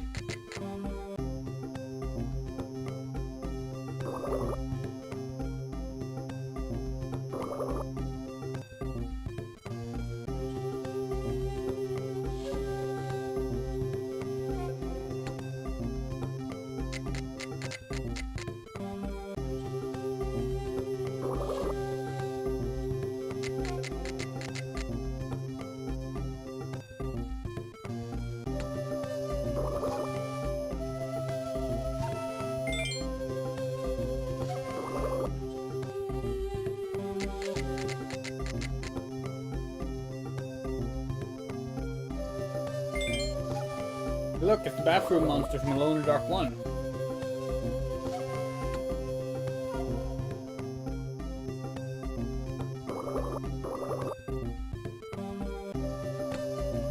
Oh, fuck.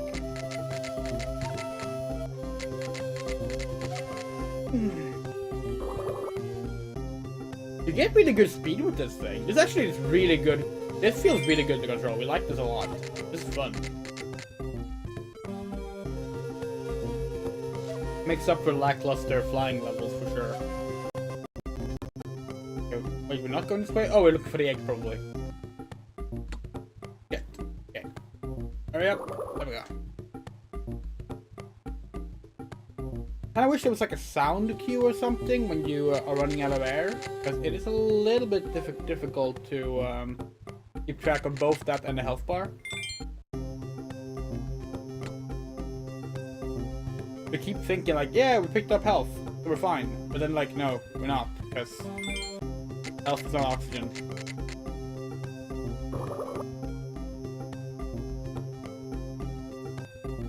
Also, we love this detail. Look at this. When you're above water, the like metal is like has this bronze sheen. When you go down, it's blue. Like they didn't need to have that detail, but they do. We like it. Again, this game is pretty cool. We like it, actually. It has some things we don't like. The flying levels were not very good. Again, not terrible, but like not as good as the platforming levels, or this for that matter.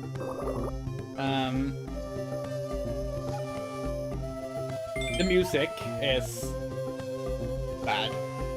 Let's just call it what it is, you know? The music is bad.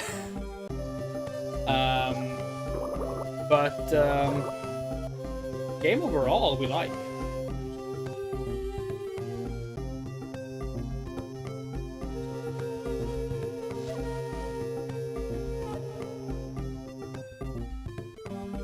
And actually, this game has us hopeful for their Turok game.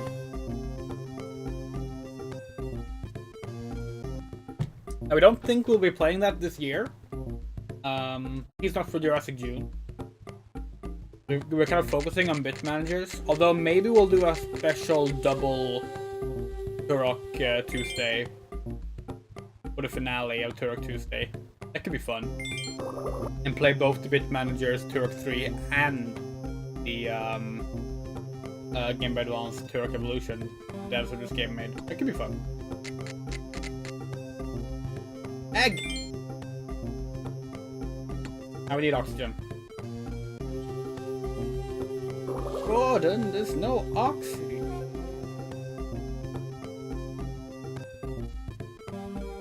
There's nothing.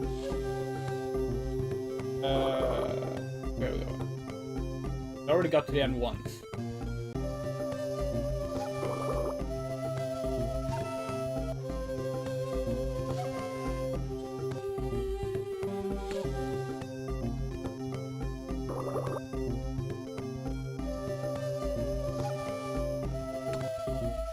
Oh, that's rough. Hello, Fred Leaf.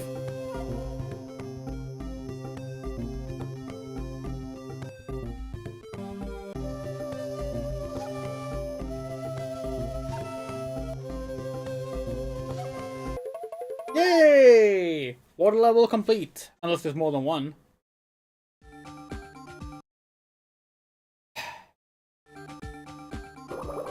Yeah.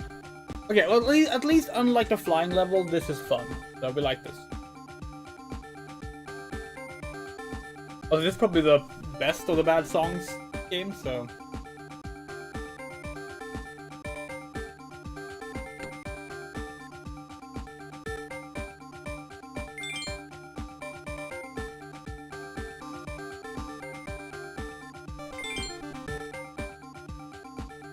I'm low on Oxy.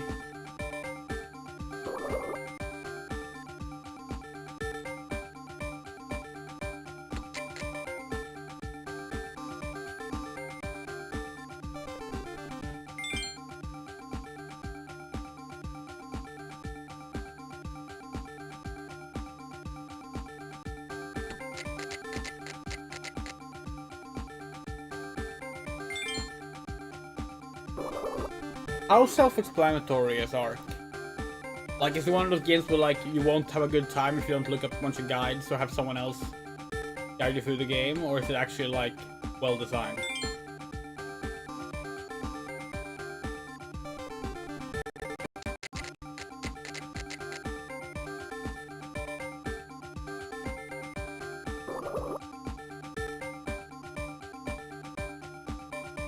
That is one of the things we don't like about a lot of survival crafting games in general. They really suck at tutorializing basically anything in the game.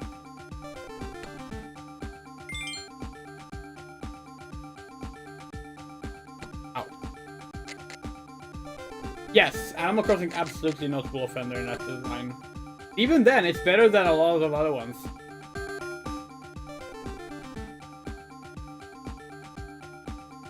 Oh, you were talking more about the game progression when you don't play it. That was really only true for the first Animal Crossing. They chill out in the later ones, and like with every new game, they actually made a more chill about that stuff, which is good. Because like, you shouldn't get anxiety over a fucking video game, you know.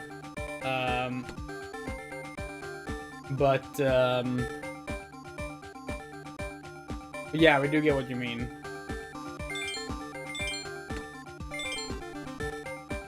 Some of the messages in the early, Fuck! Why? Okay.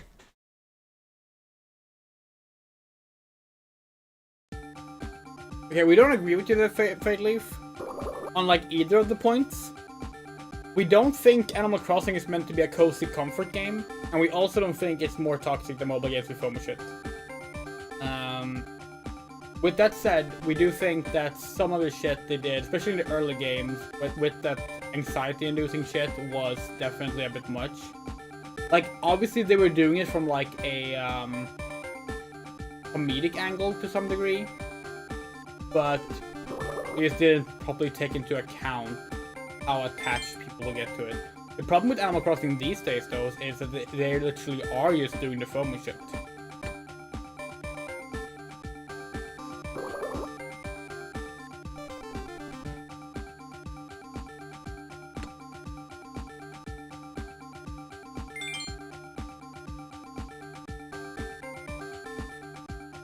Yeah, we have never considered Animal Crossing a cozy game. Like, we get why it might be part of that, like, subcategory of games, but, like, that game is stress incarnate.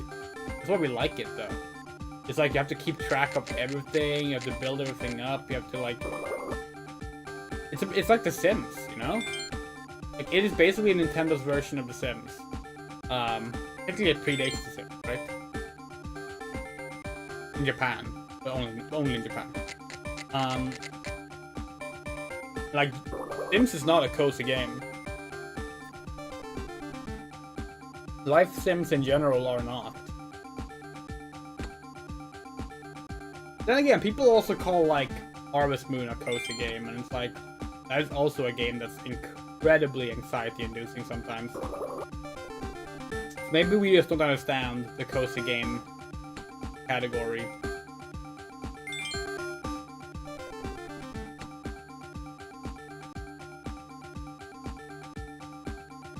When we think relaxing games,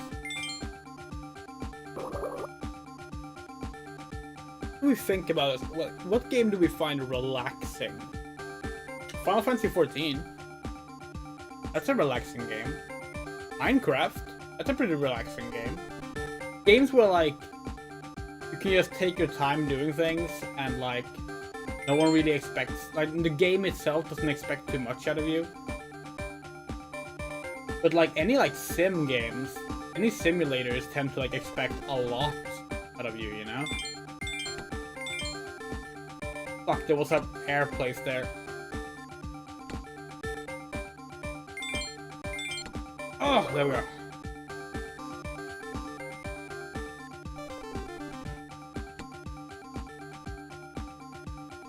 Fuck off. Ah!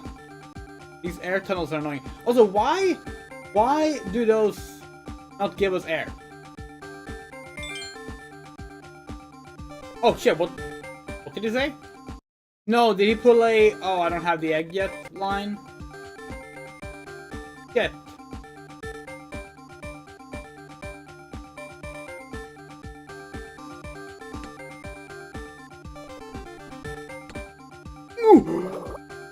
Oh.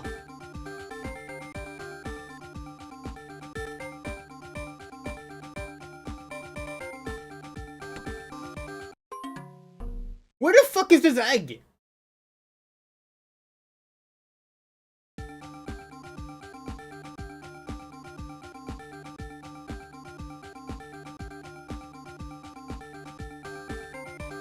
Okay, so the egg has to be before the fucking air tunnel, right? It has to be, because otherwise that air tunnel just throws you towards the end.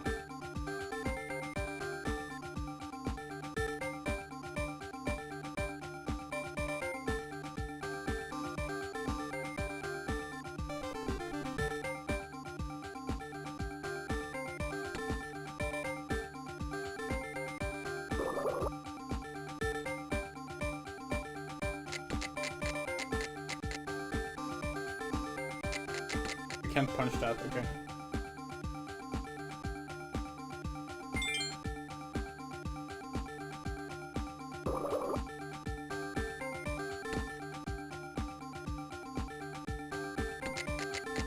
Hold on, have I been here? Okay.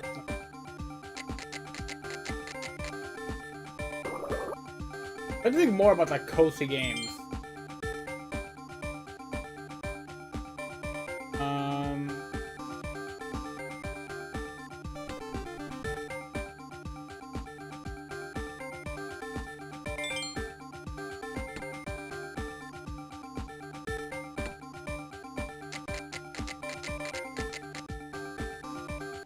Really struggling with that. We're really struggling actually thinking of any.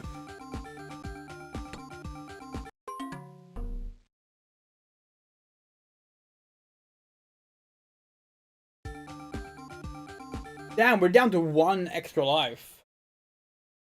Holy shit. Okay, yeah. Damn, okay. We should have done that 1-up farming when we were able to.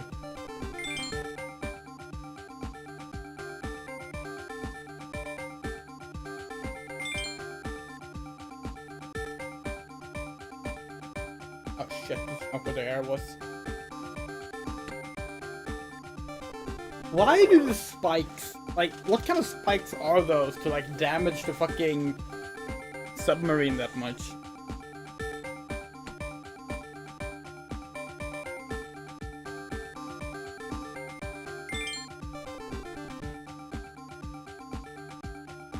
Or actually, no, they damage Clayton specifically because we still drink health potions to get them back, get the health back.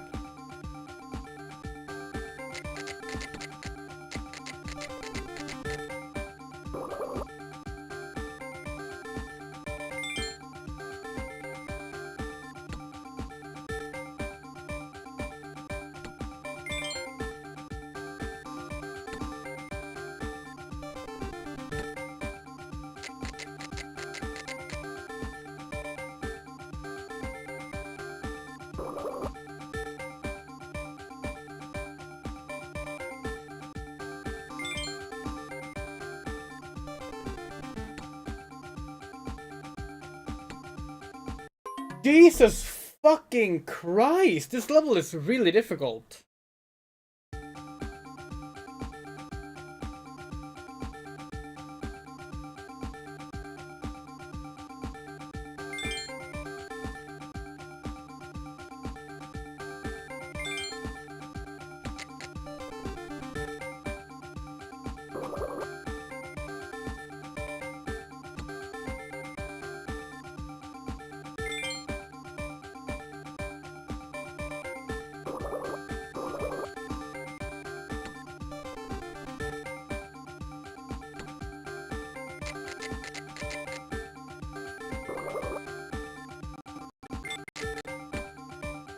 Okay, the spikes are really ruining the fun with these submarine levels. It's like, the controls for the submarine, they're good. Even with the enemies, fine. Just like, getting anywhere close to the spikes, which they're like fucking everywhere, will hurt you. And it's like, that really sucks.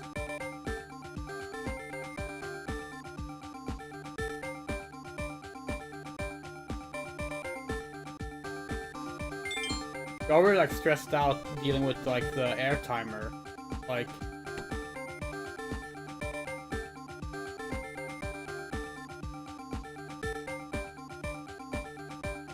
You basically both have to go fast, but also like you're not allowed to go fast.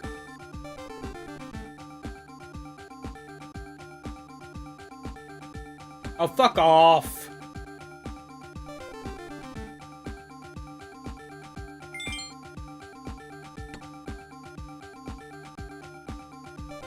We literally tried to look for the egg, right? That's the game over. Well, now we get to find out how the... what happens when you get a game over.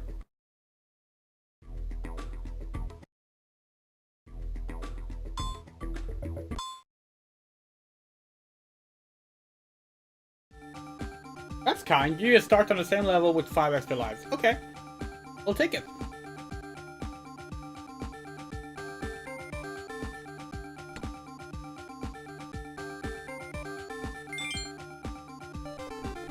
Man, imagine if Turok Rage Wars did that. How far... we would not be so angry at that game. It did. I mean, it would still be a bad game, but like, at least the difficulty would be manageable.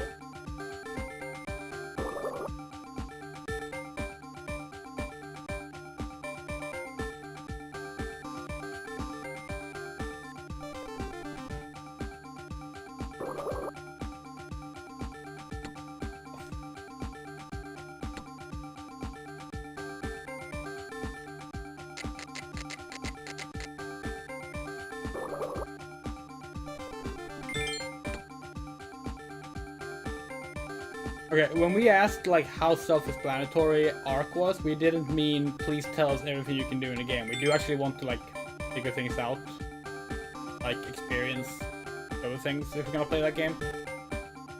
But you meant more like mechanically, like are we gonna be annoyed that the game isn't teaching us the basic things we need to know to play it?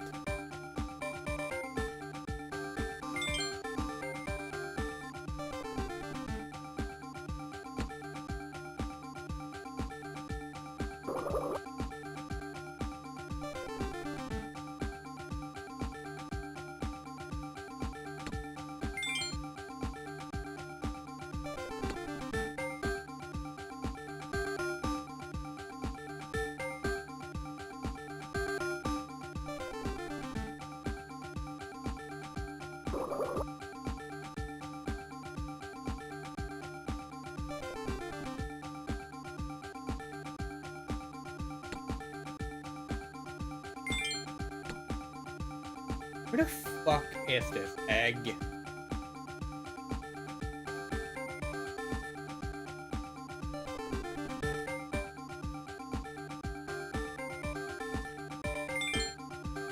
Wait. Wait, is the egg in this area? Because, like, where else can it be? If so, how the fuck are you expected to find it in this part of the game? We can barely control the ship. And we're stuck. We're stuck in the wall. Great.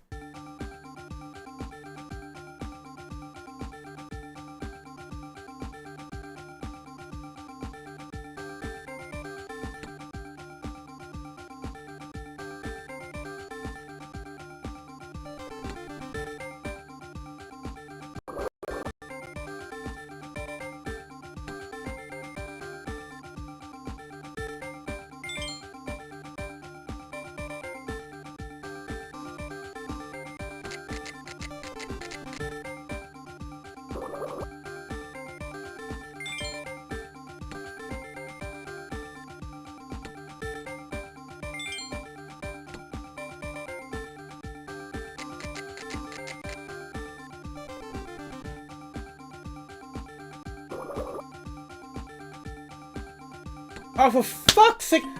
The only way to go back down when you're up getting air is to press down, and it just launches you down so hard, and they almost always put something dangerous there, and it's like... It sucks. The first submarine level was really fun. This one is annoying because of the spikes.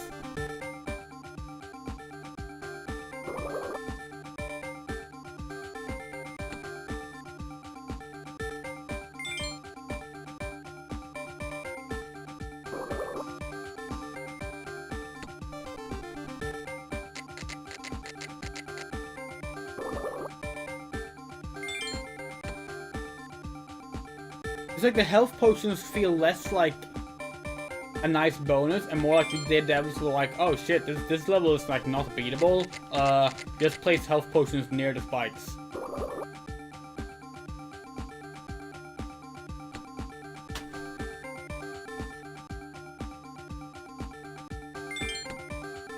It's like you could have just not have the spikes there instead. That would have been an option.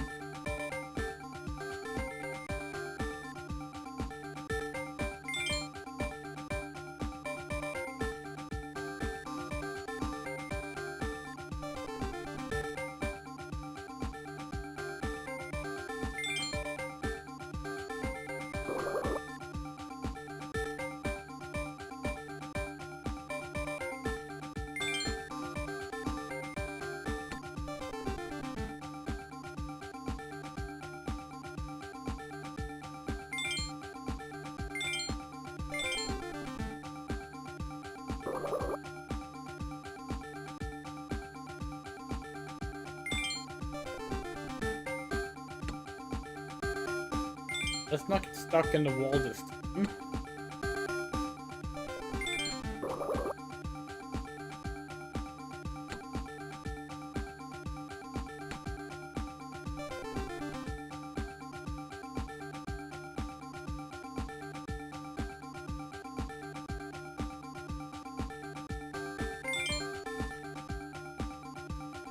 Fuck, where's the air?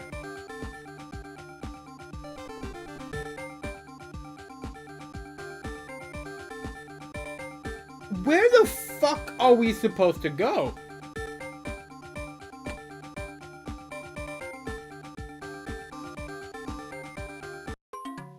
What the actual fuck is this level?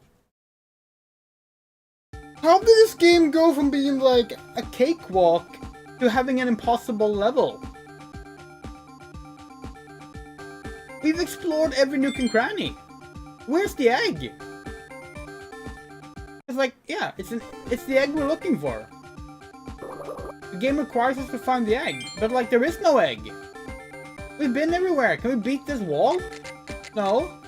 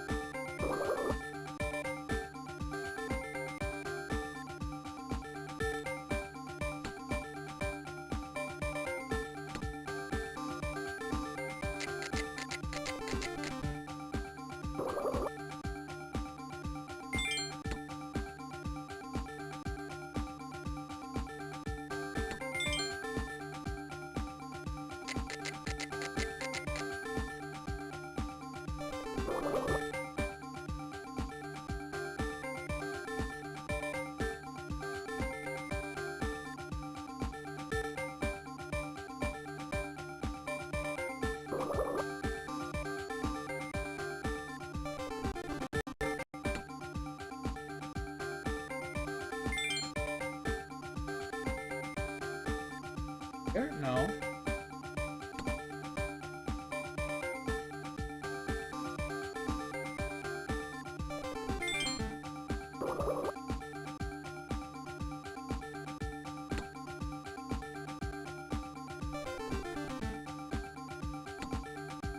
There's nothing here either.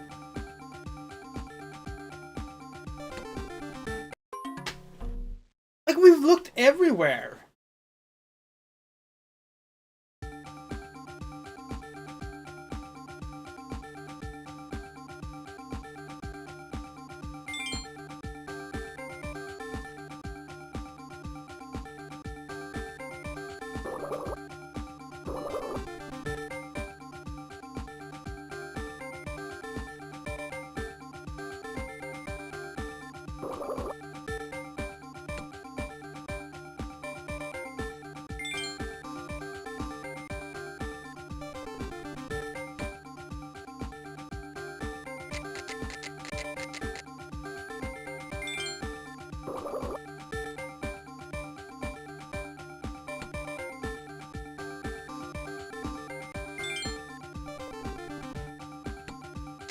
Yes, as you might have expected, this game has no walkthroughs online. That is a recurring thing, and yes, Jurassic Junior streams.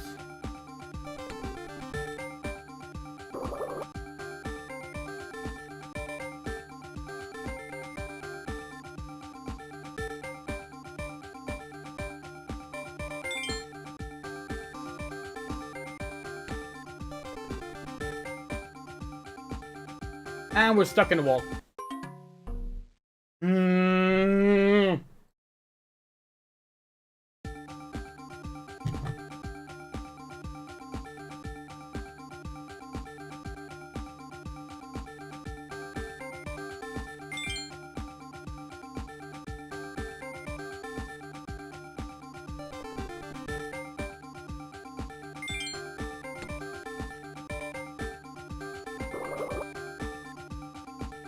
Again, a fucking egg radar would help so much.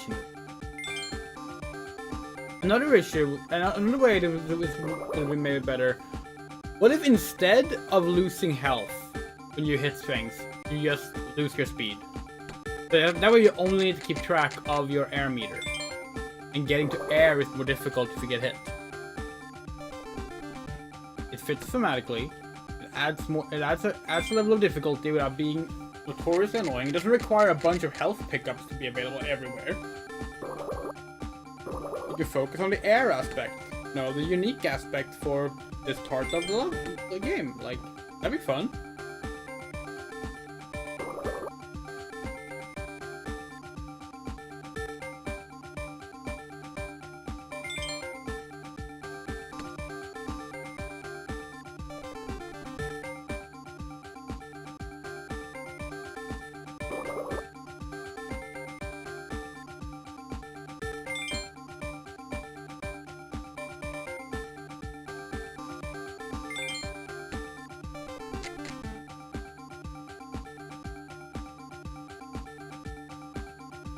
Okay, that has to be it, right? Did you see that cave there? It was like a cave in the lower left corner that we haven't been to. Pretty sure. We're not sure how to get there. Like...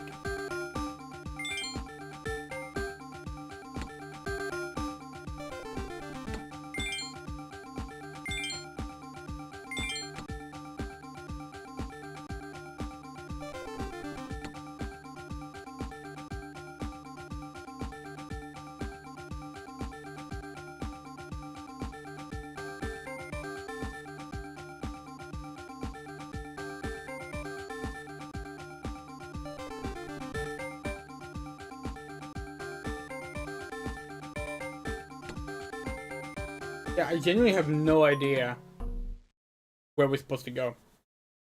And we saw an opening, but like, how did we get there? You have no idea.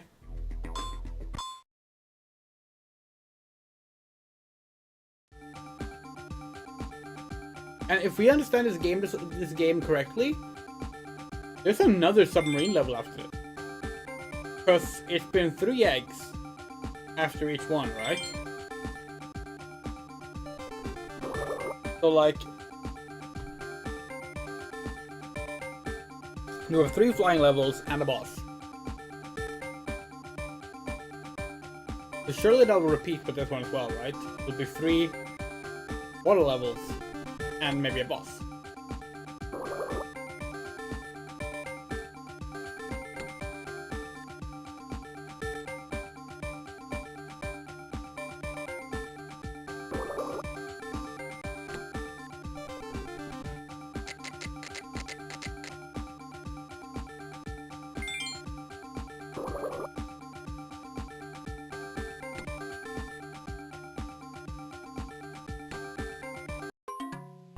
Fucking Christ. Oh.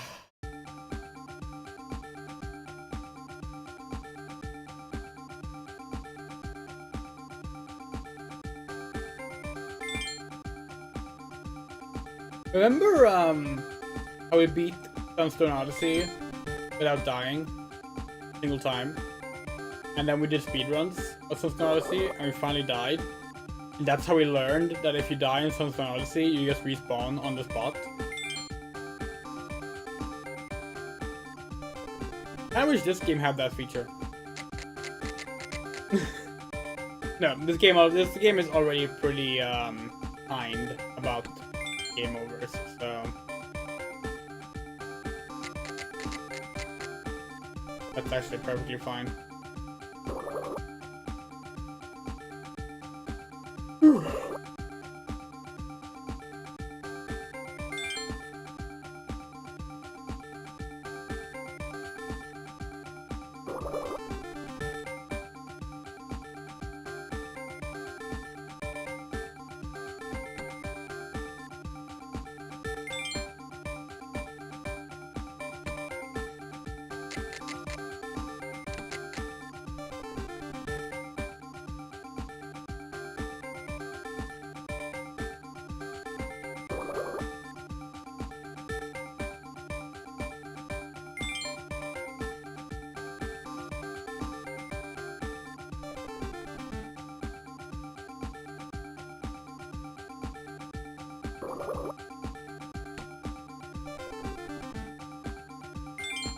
Okay.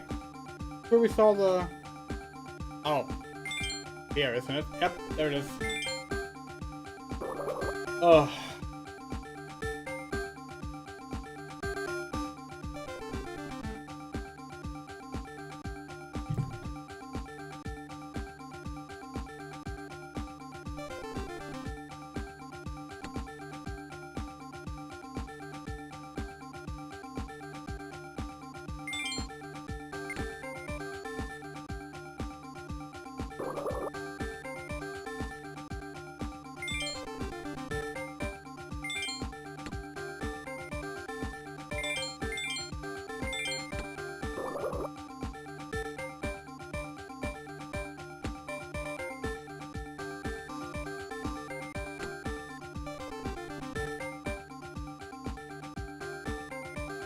What design aspect is that? Oh.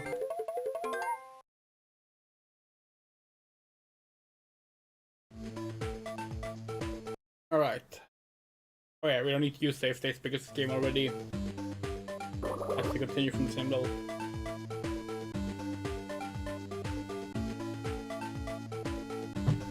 In the Mario game, you always have to go right. Yeah, but we're not fond of that.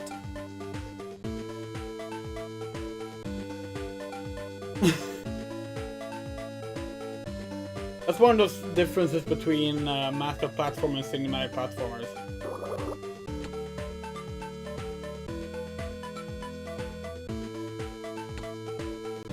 We like actually having like exploration. The problem with exploration in these levels have been that it's difficult to see where some of the paths are, and you already keep track of like 2 different meters, which makes it needlessly difficult to also keep track of like where you haven't explored.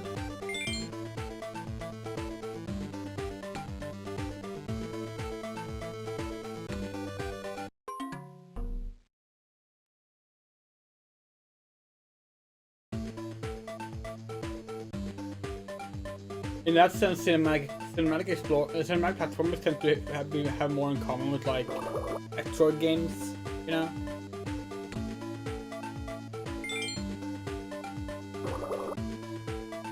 Speaking of, that would be interesting.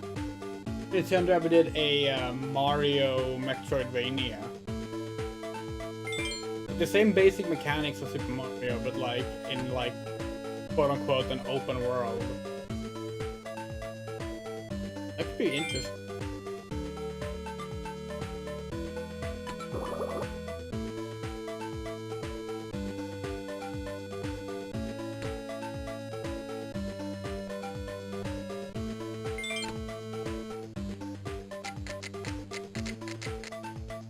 Okay, this is the end of the level. Good.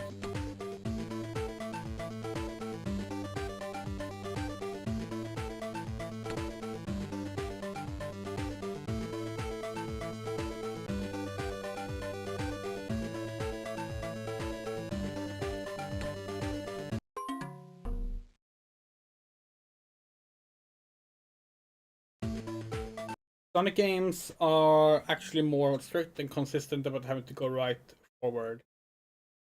You're notoriously do not into the games. That depends on how you view it. Sonic games are absolutely built on always go right. The goal is always to the right. You start in the left edge, and the goal is always in the right edge. But sometimes the game will. How do we show this on the camera best? Okay, sometimes the game will have like a moment where you go like this, and then you circle back on to the heading to the right path. Which technically means you're not always going right. And that's been like part of Sonic level game design since Sonic 1. The first time you see it is in Marble Zone, where like you go down, you get to like this section, but you only ever go left if all the paths to the rights are blocked off, and you need to go left to get access to the right. It's not like an exploration.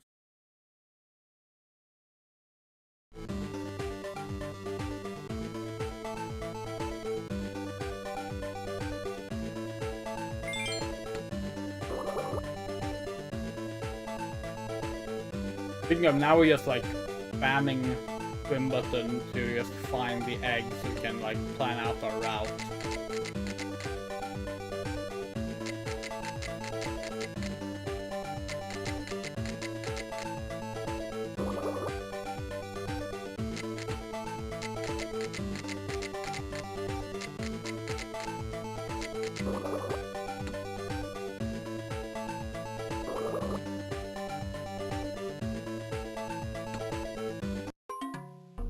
Oh, the spikes suck so much. Spikes are by far the most annoying part of these 4 levels.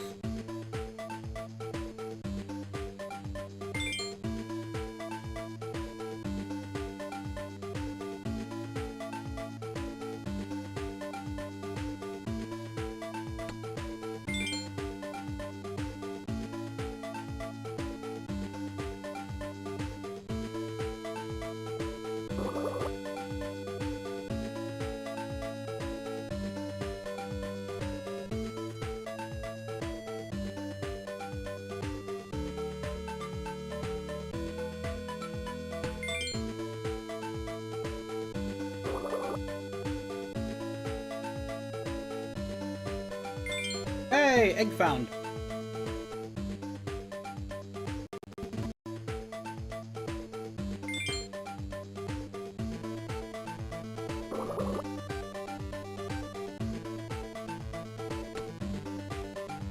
That's a very fast egg. This is a little bit worried about getting back.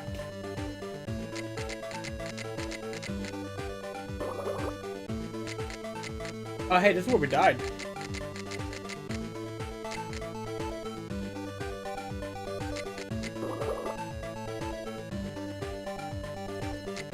Oh, fuck's sake, we hate the...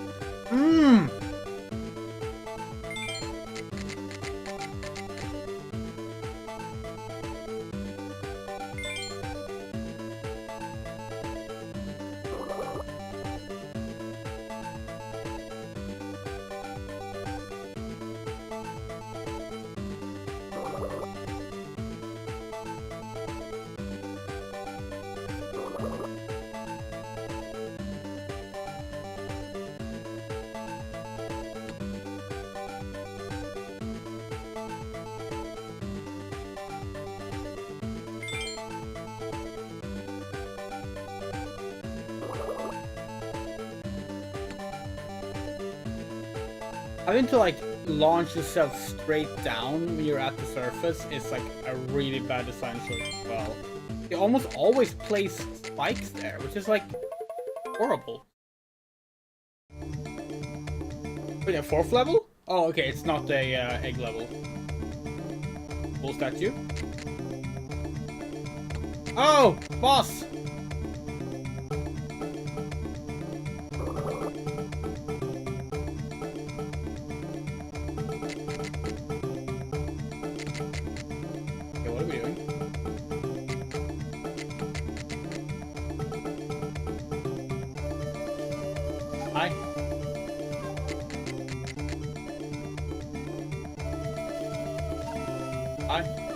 Okay, we can't leave.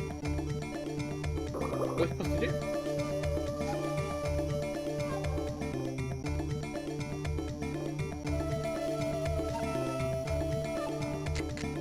I pick something up and throw it at him?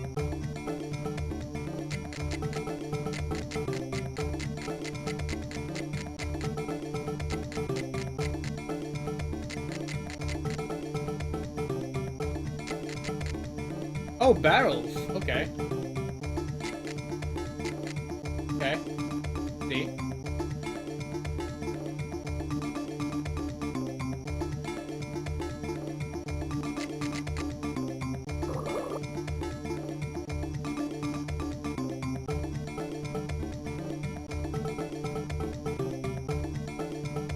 Oh, there's a barrel.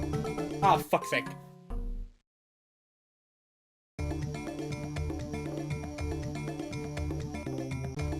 When does the barrel fall? Is it always when the large one comes?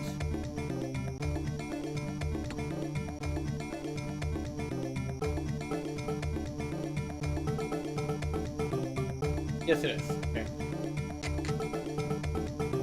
Okay, we can't. Okay, we can't claw the barrel. Okay.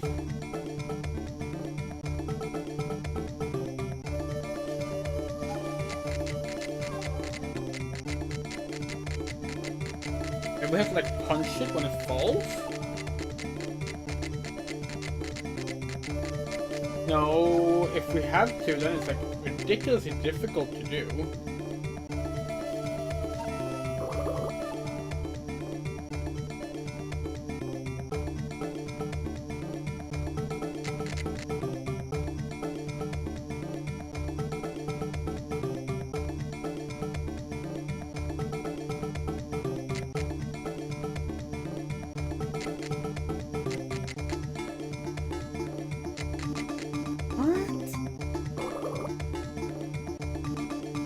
We don't understand this.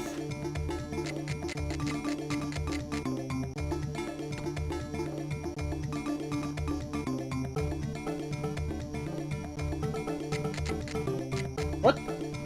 You are supposed to fucking bounce it. Okay.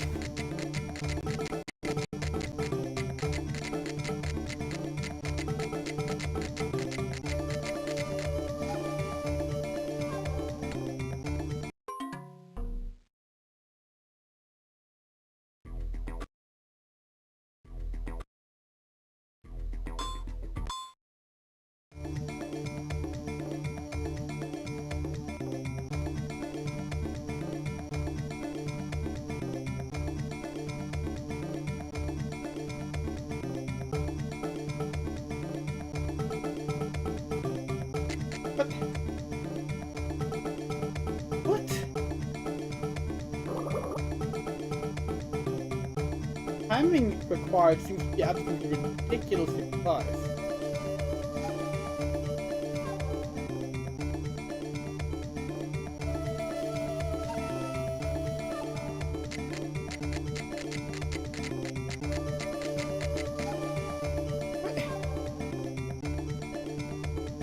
What?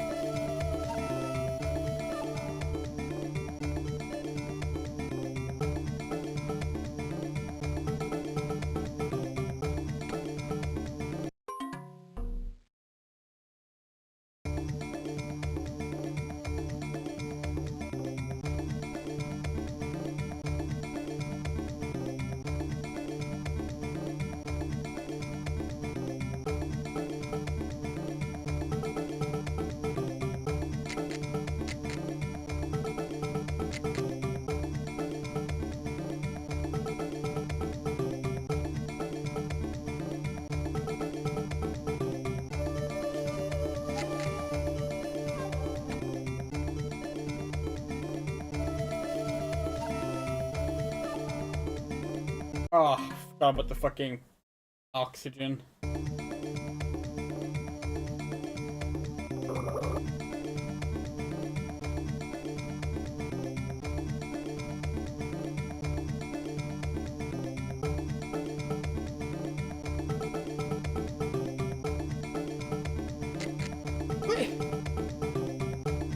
Wait, does it bounce on the sub or does it bounce on the claw? We don't understand. This is so confusing.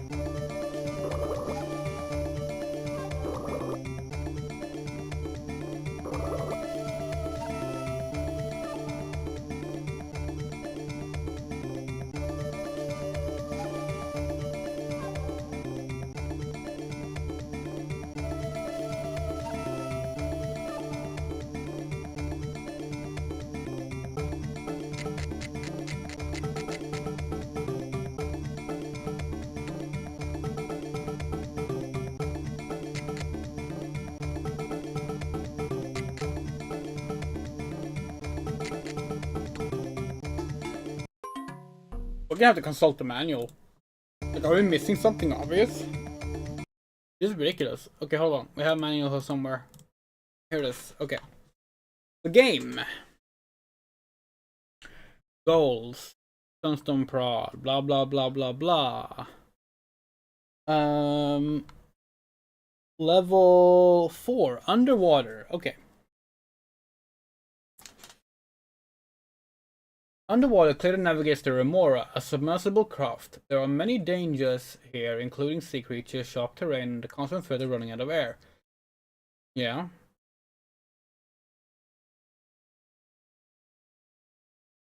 The claw is not a fighting weapon. Okay.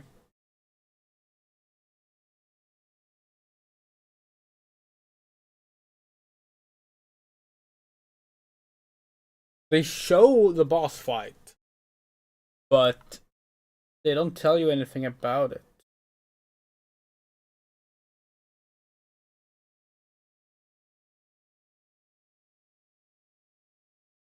Okay.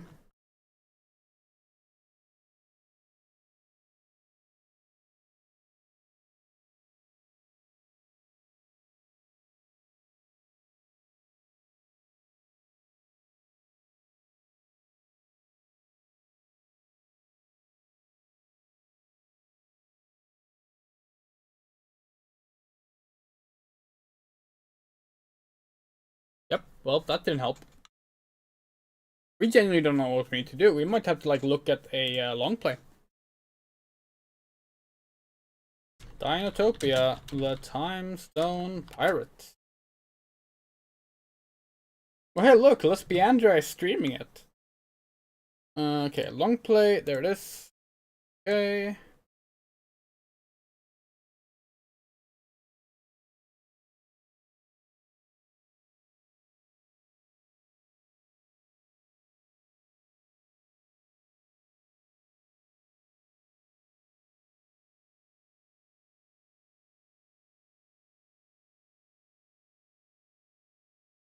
No, nope. You are supposed to punch the barrel, apparently.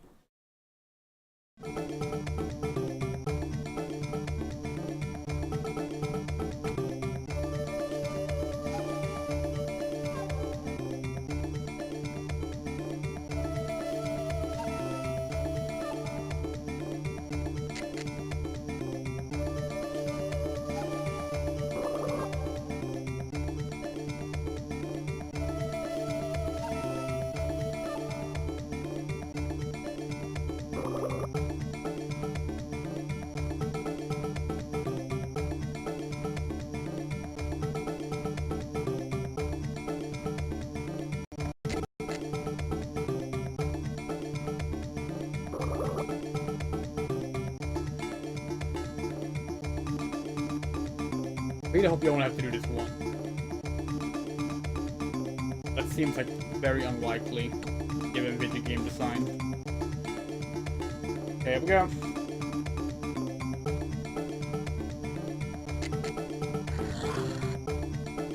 Oh! It was only once.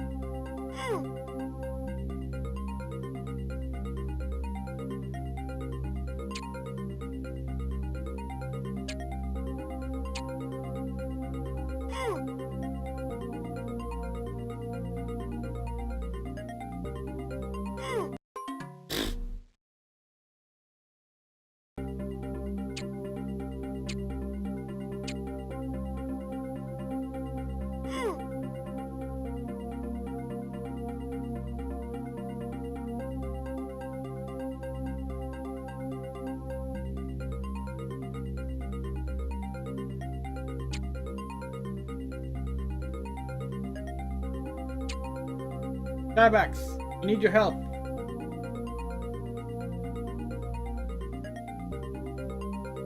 Like now. There you go. Thank you.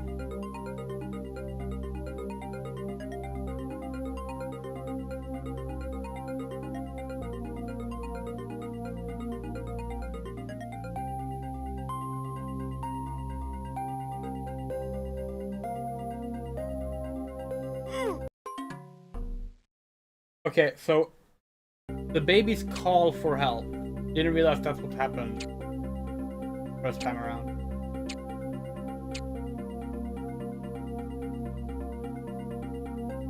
I love this sneaking animation so much. Also, when the hell are you gonna use this ability? It's completely pointless. It just exists. It's like crawling in Sonic Unleashed.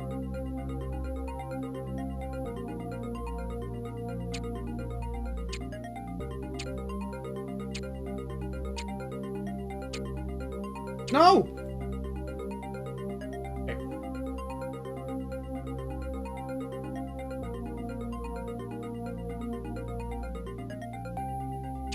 Oh, hello.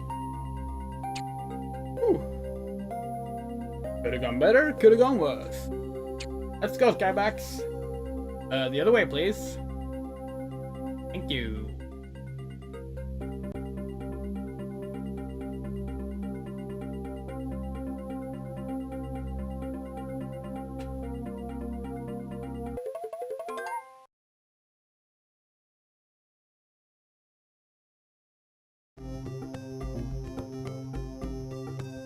Only one more place to search for eggs, Clayton, but you will need help this time. Why? Diamond Caverns is treacherous terrain. You'll need me to be a runner and jumper. You should both watch out for Lee Crab. He might be down there. If I can handle pirates alone, then Cracker and I can certainly handle Lee Crab together.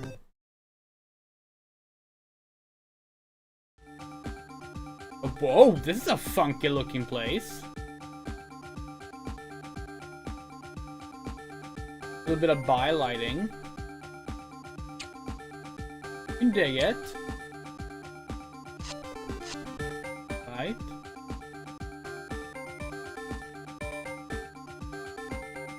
Ow.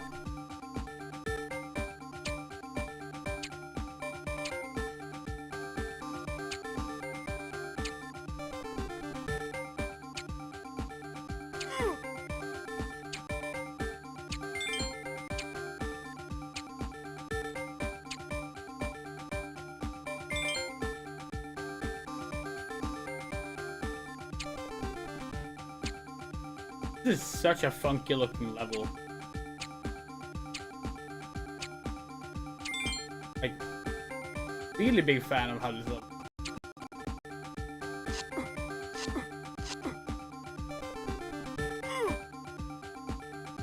It's definitely, it should be more zoomed out. Like, this is, like, you take up way too much of the screen. But it's kind of worth it just for the fact that you're riding a fucking Parasaurolophus with armor Fucking Dino Riders. Actually, did Dino Riders or Dinotopia come first? I'm not sure. What was the first, like, media depicting dinosaurs with armor? No?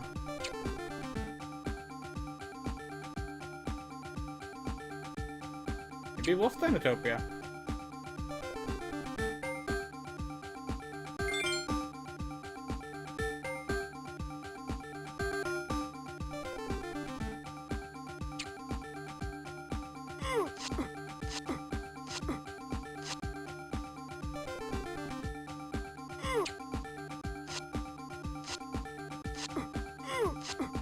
The white is back. Oh, fucking watermelon throwers!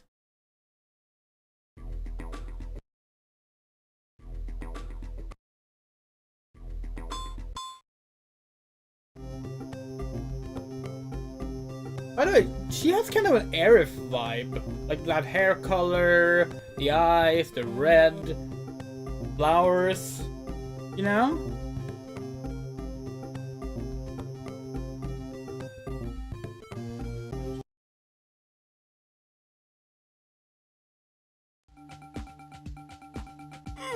Okay, the falling rocks are like really annoying because you can't look up while moving.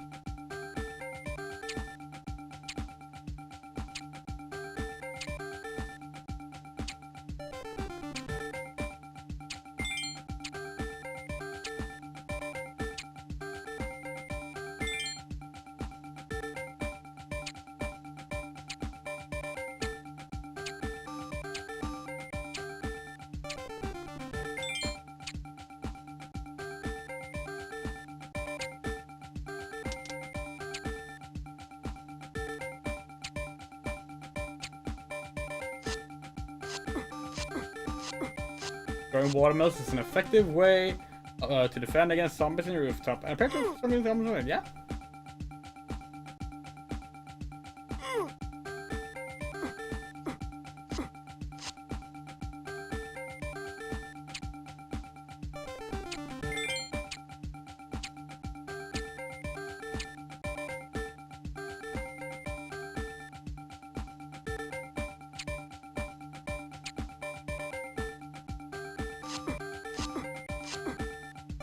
The shame Miss Sun isn't here.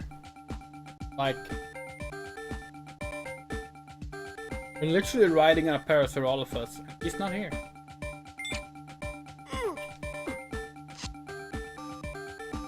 She's probably at work, actually, but that's just how it be sometimes.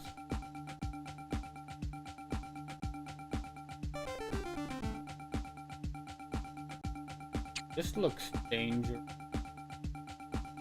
But is it dangerous to jump over, or is it... Oh, yeah, there's something over there.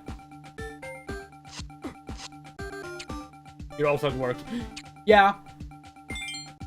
You're often at work when we stream.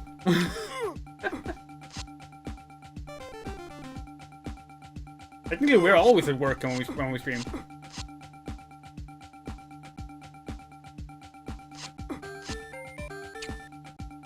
Speaking of, by the way, if you haven't done so already, please remember to like the stream. Or if you're on Twitch, please remember to give a follow. Very much appreciate it.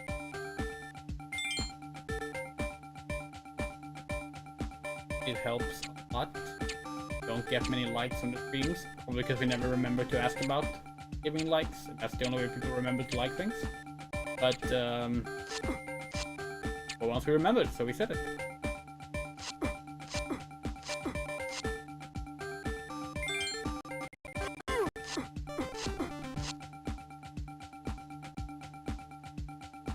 Game is fun. It's like, it's not as good as the Sunstone Odyssey. It has some very annoying flaws to it. But like, as a fun little action platformer, you know, it is genuinely very, very charming and very, very fun. It reminds us a lot of the first two Turok handle games. We're like, yeah, these games have problems. But we had a great time playing through them, you know?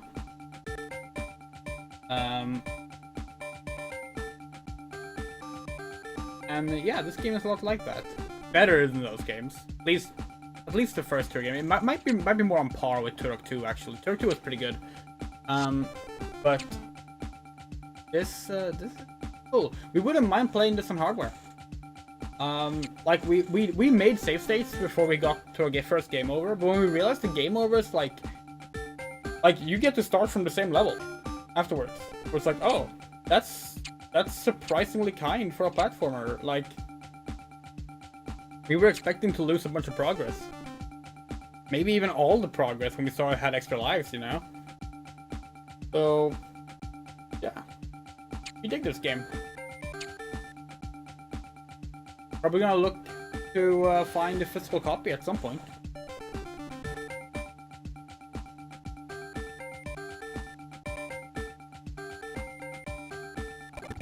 Oops.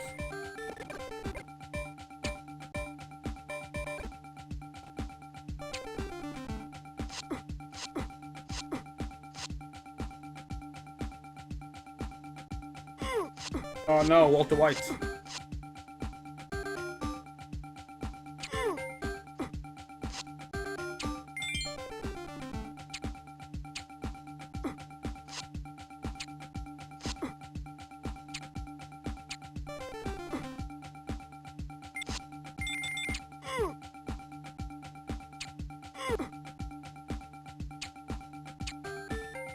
The extra lives are so pointless, actually, considering when you die, if you have extra lives, you start a level. That's also what the game over does.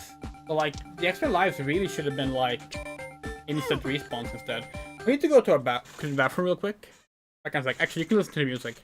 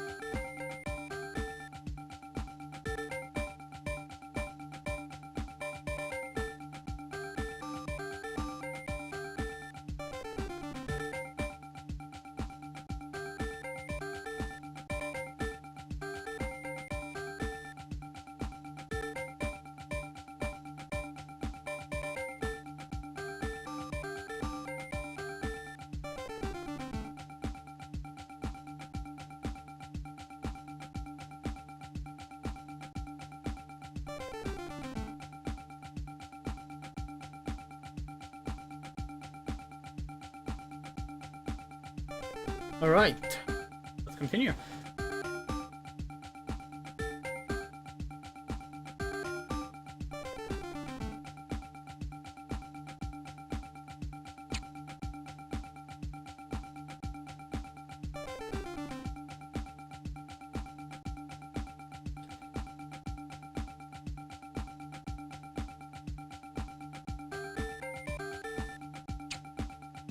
Oh!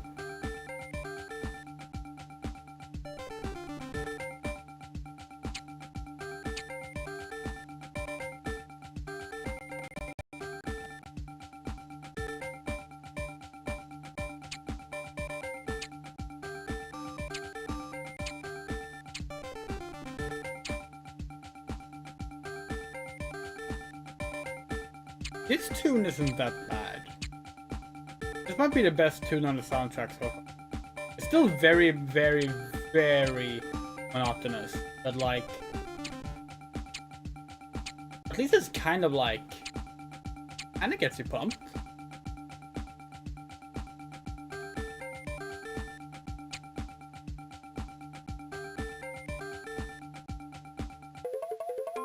Yay! Oh, snowy. like diamond. Maybe. Ouch.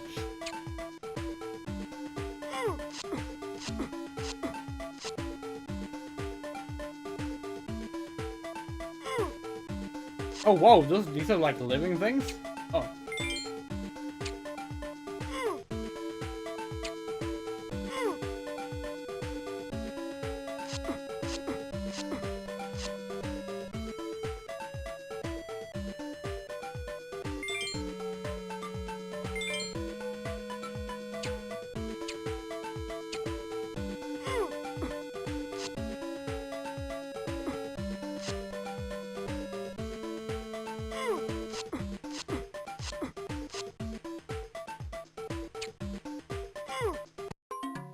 Okay.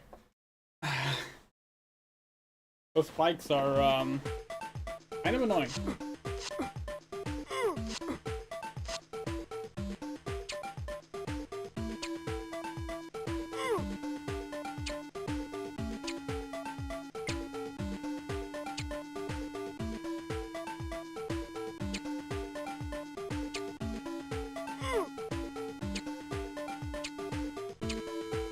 Oh hey, the egg!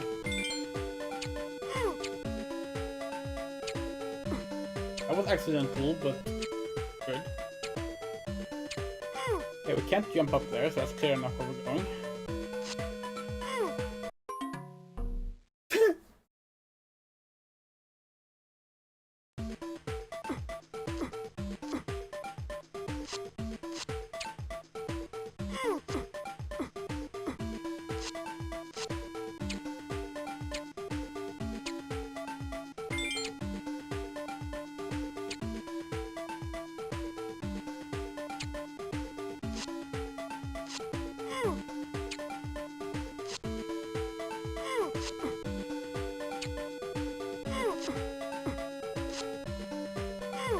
For fuck's sake. Yeah, okay, so one problem... This has kind of been a problem throughout the entire game, but it's really a big problem right in this level. In this world, whatever you want to call it. The game is too zoomed in, just in general. This was a common problem with GBA games. Because of the relatively low resolution and also widescreen. It was particularly notable when like games were ported from like Super Nintendo to GBA. Because like most of the time they didn't extend the screen, they cropped it, which ended up with like losing a bunch of image information. And this feels like that, except somehow on the like horizontal level of things. And obviously it's a GBA original, which is not great.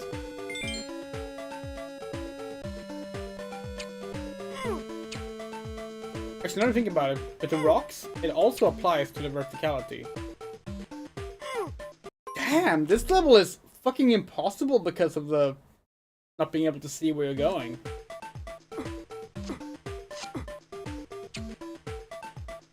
But look at this, like, this dinosaur is more than a third of the width of the screen.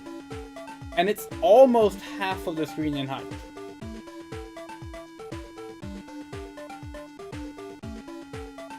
That is baffling. That is not good.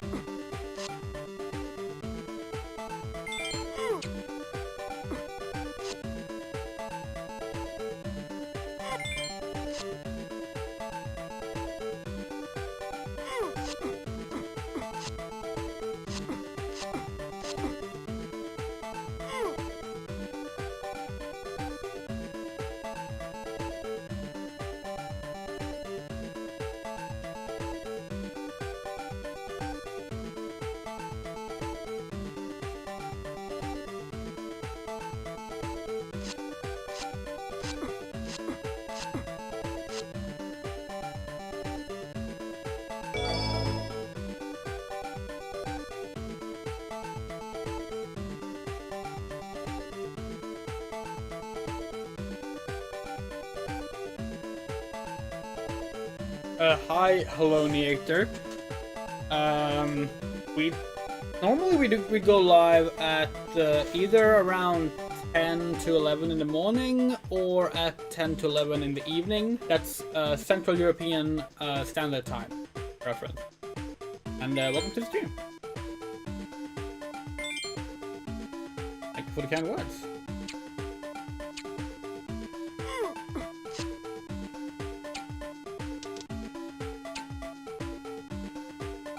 How's our health? Ew. Oh, fuck! We need to find a health bottle, like, ASAP.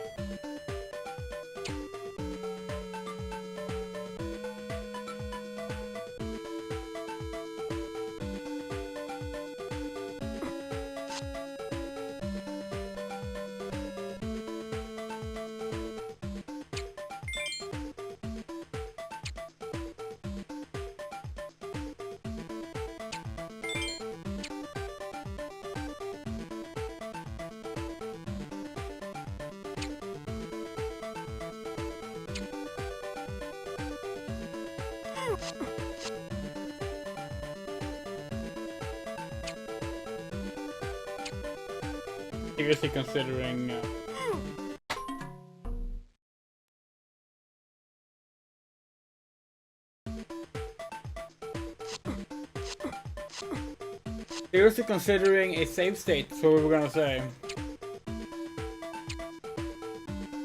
Because this level is really mean.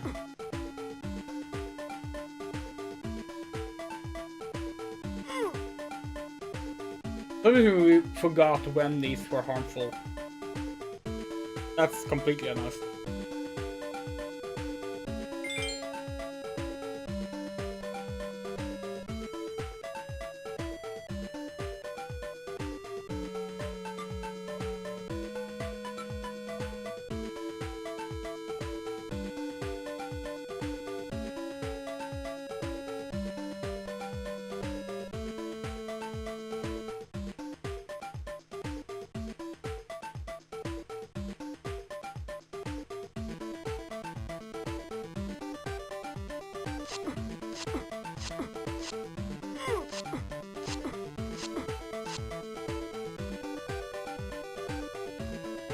The way to do this, if you want this sprite to be this big, you only have this screen space to work with.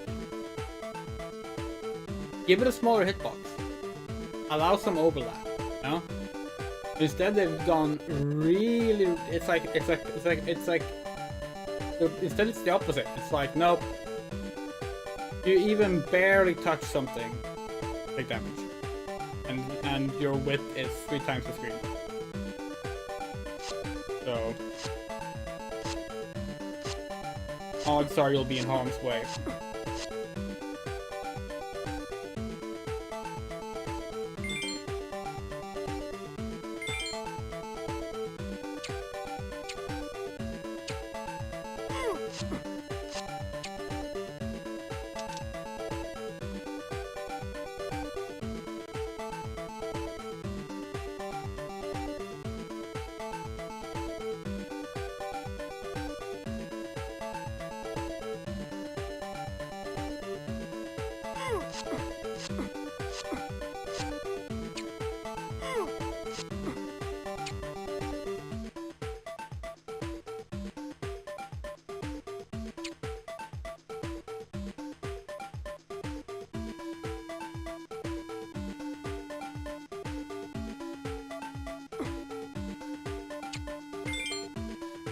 No!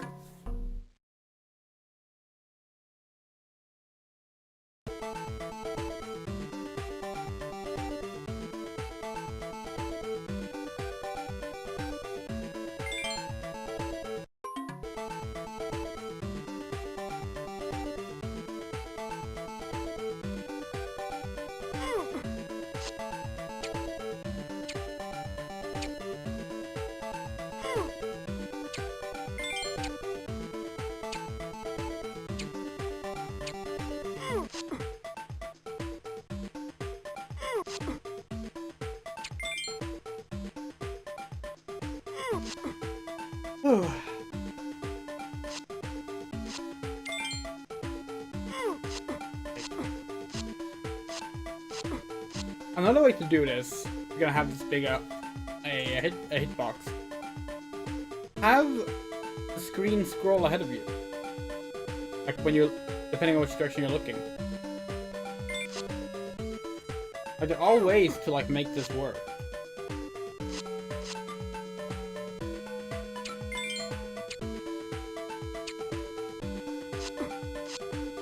Like, yes, the sprite is gorgeous, and we get that they want to have that detail, you know? But, yeah.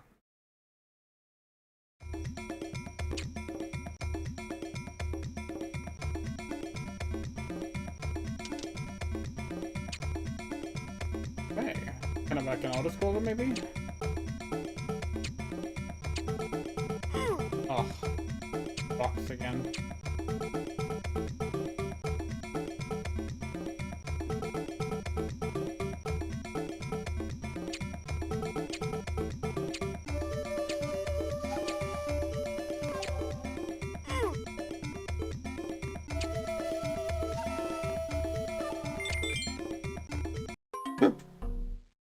Just instant death? Wow.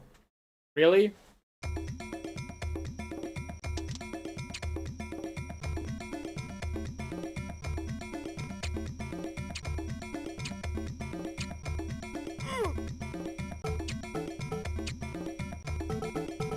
Parasaurolophus cannot swim, apparently. Tell that to Jurassic World.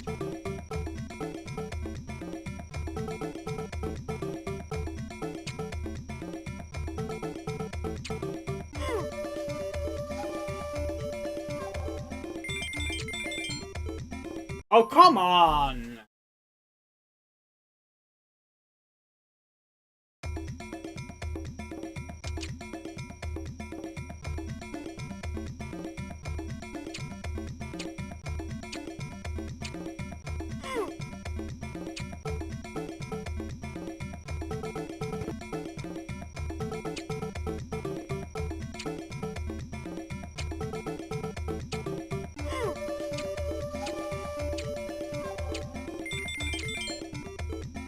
How the fuck are you gonna get there without dying?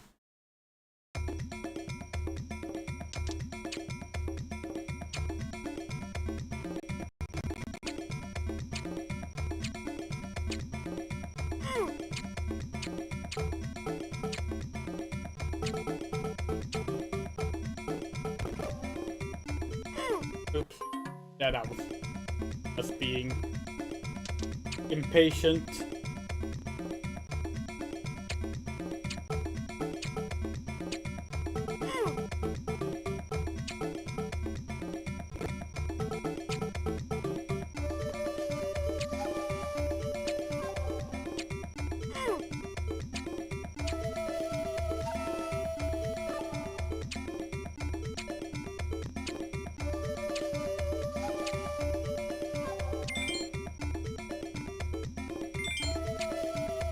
Holy fuck, this is ridiculous!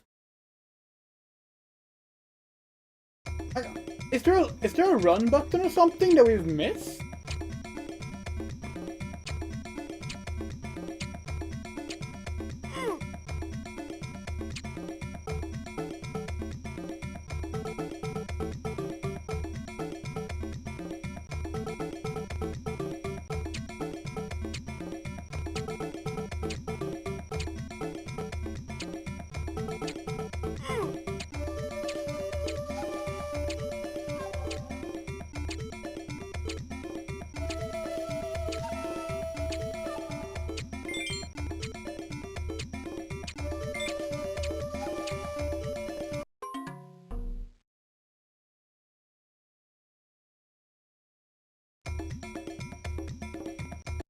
Okay, let's consult the manual again.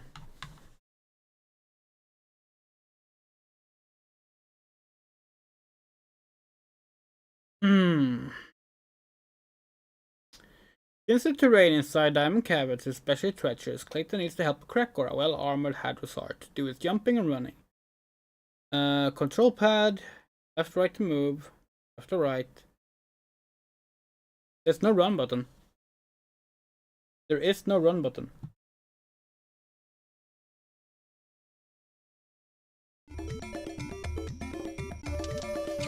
Do we lose speed when we jump, maybe? Like, is that the reason we're dying? Should we just hold right instead of jumping at the same time? That's the only thing we can imagine.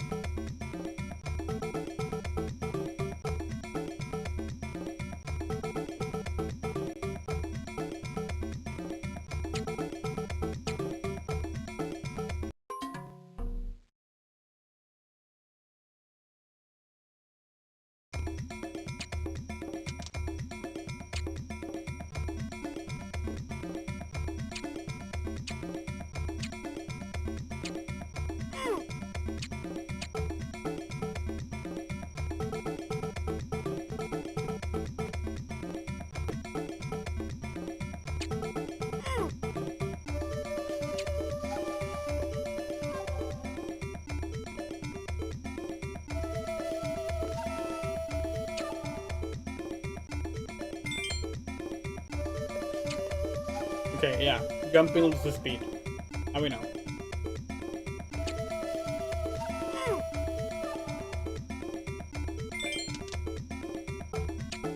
Oh, so now we could go back down and get those extra lives if we want.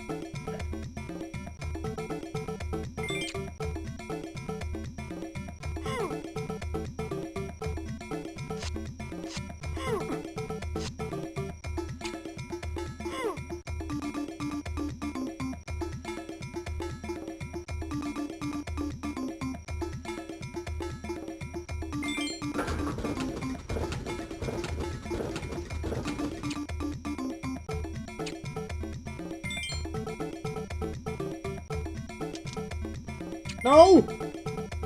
Whoa! Okay.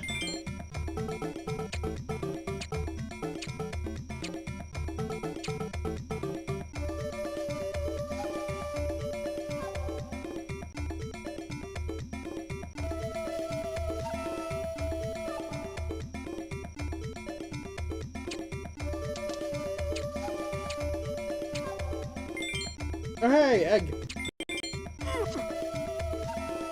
No!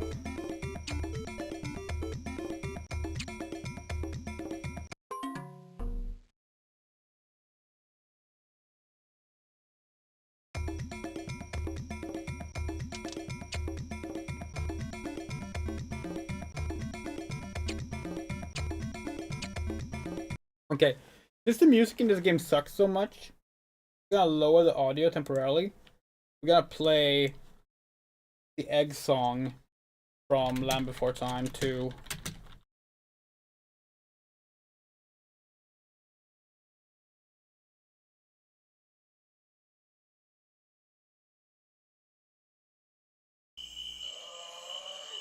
Now is the time for all good little eggs to be safely tucked into their nests. Oh, I wouldn't mind being tucked in. I'm exhausted. Would you stop complaining? But Ozzy, I'm tired and I'm hungry. Couldn't I have just a itty-bitty little green bedtime snack? No! Can't you see I'm trying to wean you away from that stuff? From now on, you've got to think, feel, and breathe only one food group. Eggs. When I wake up, first thing I do, eggs, is to look around for something to chew. Exactly. Feeding myself is very, very tricky because, you see, I'm ridiculously picky. Eggs. Excuse me, Ozzy, This Struthiomimus won't settle for the dregs. I'll borrow, I'll beg, I'd even kiss you for me? my dear beloved dose of eggs. Hey, Ozzy, I'm so hungry I can't wait another minute. Here's a juicy little leaf with a beautiful stick in it. Can't I have a taste? If I promise just to lick it. Strut! What? You imbecilic eater! Great green globs couldn't possibly be sweeter than a pile of eggs. You've got to smell them, feel them, oh, crack them open for a great big nestful I am hoping. Oh, look, I'm starving. I'm weak. There is nothing in my tummy while the mold on that tree is starting to look yummy. The colors and shapes and assorted sizes, gobble them all for appetizers. Ecstasy. Ozzy, what's the matter with a little vegetation? I've had it up to here with this aggravation. Well, can't I just have this piece of a tree? Why can't you be more like me, you leaf-loving, Hey. bush-burping, stem-smelling, Now, wait a minute. garden-gorging, plant-popping, tree-tasting, dirt-devouring beast? Ozzy? You've got to have eggs thrice a day at least. Tonight, we feast.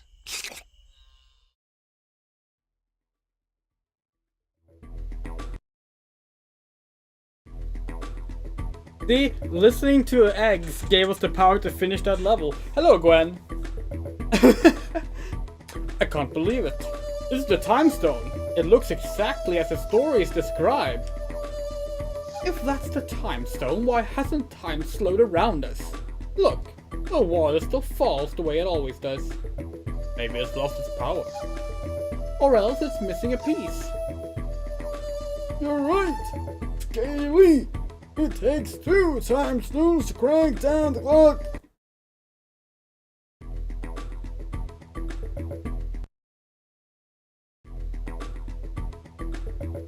It's Lee Crab.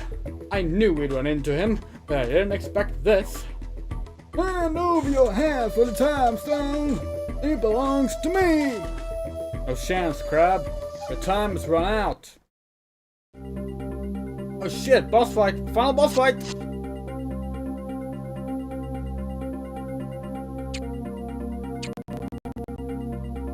We can't use the laser, okay, interesting.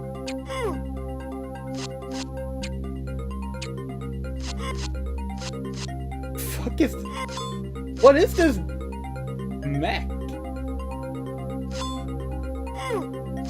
Like oh, it's a mechanical T-Rex, is that what it's supposed to be? Damn. Okay.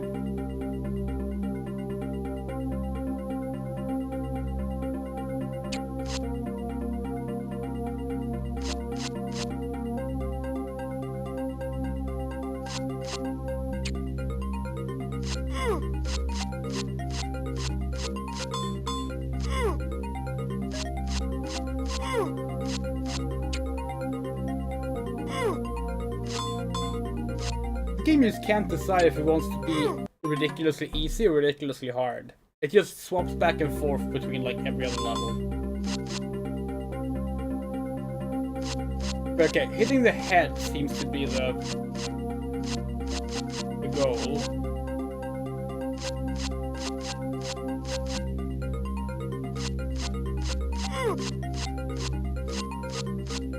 Yeah.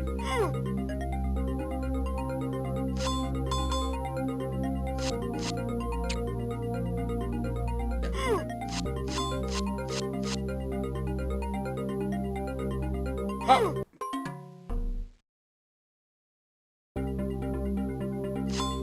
Why the fuck you have sat down on us? Okay, we can also hit the tail. Okay.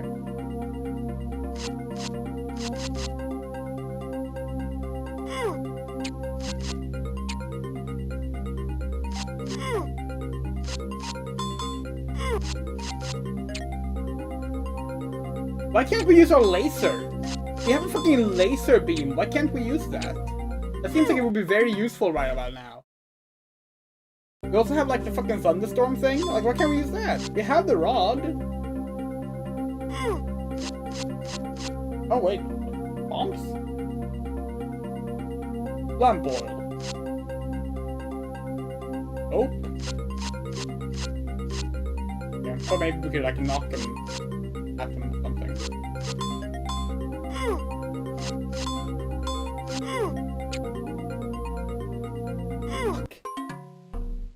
We don't understand, like, there's gotta be a way to not take damage during that phase, but we can't stand up here, we can't stand down there, we can't go into the corner.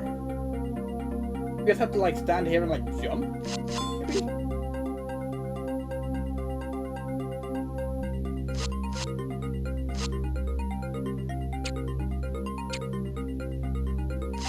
So. That works.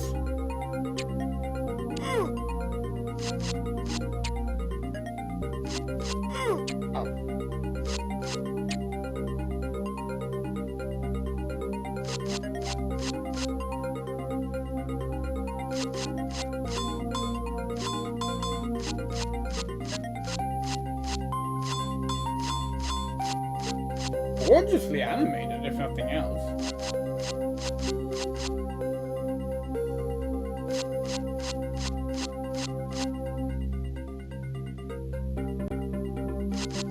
Oh, fuck, bombs.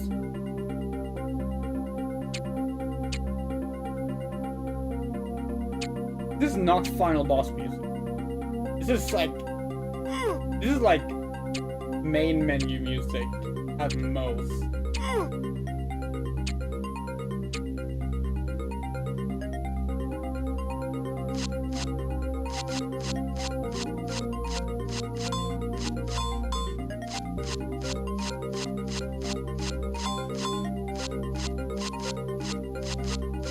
Trivia game music. Yeah.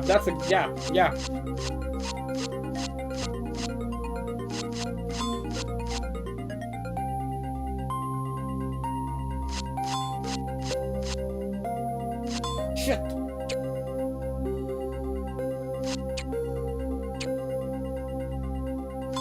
Oh! God damn it.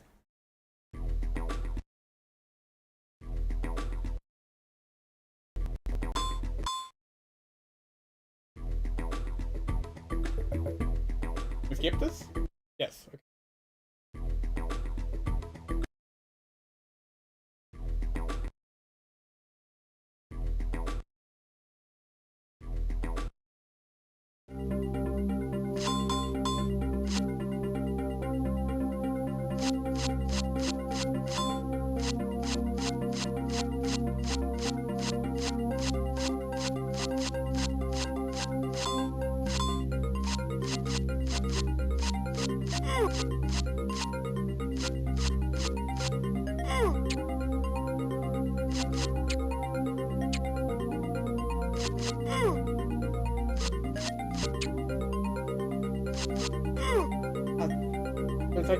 It's like the back of the robot that hurts you.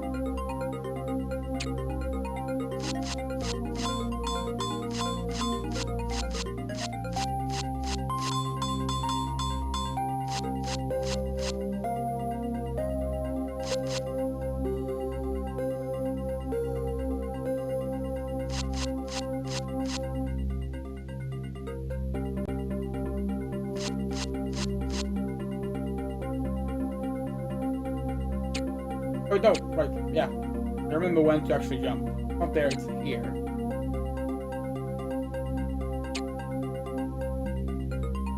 Oh fuck.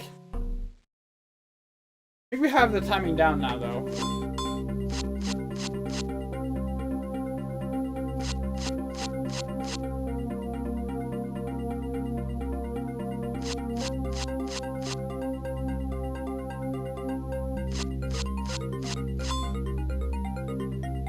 Oh.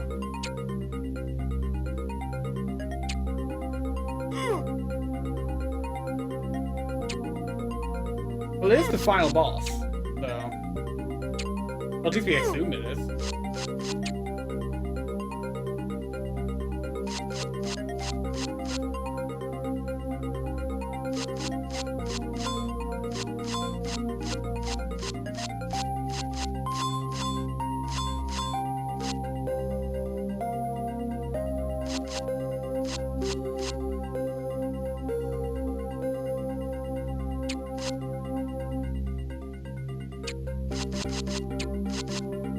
It's just kind of frustrating because, like, when you play the first two levels of the game, you also have this like side-scrolling platforming stuff going on, and then your rod can like use different stones for special moves, and they would be perfect for this boss fight. But for some reason we can't use those now, and that's strange. That's very strange.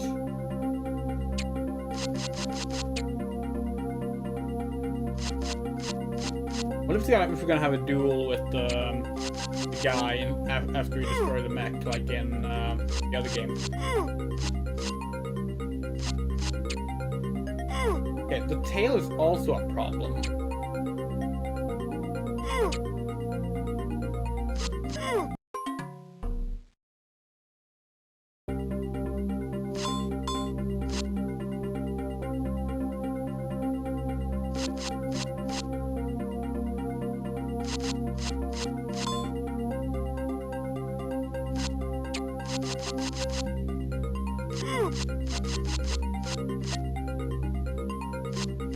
What the fuck? What? And now we're just confused. Where's the hitbox exactly?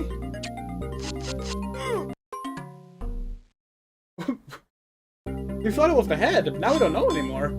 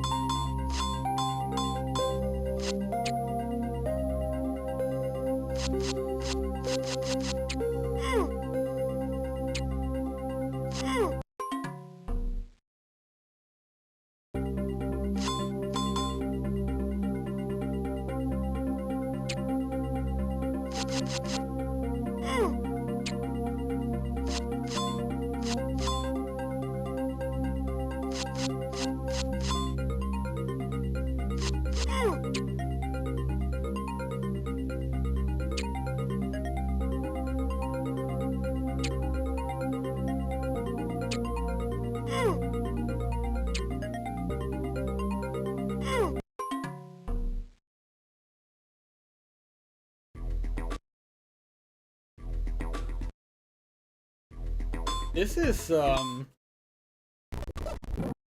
surprisingly difficult.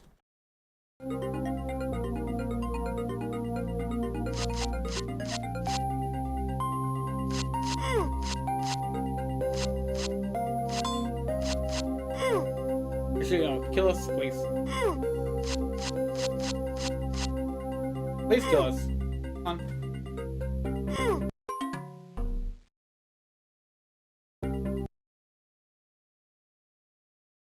Yeah, we're taking a save state here so we can skip to it when we get a game over because it's faster. Having to go through the menu.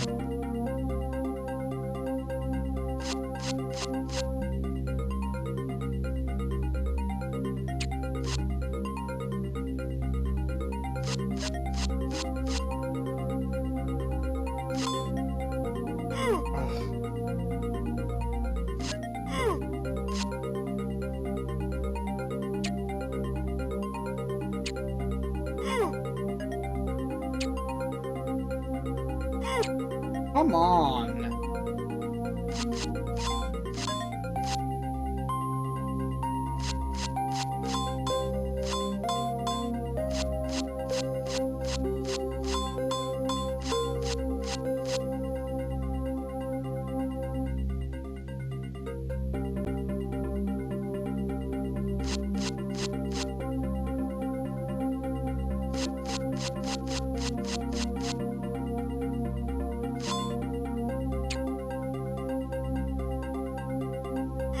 Ah, fuck off!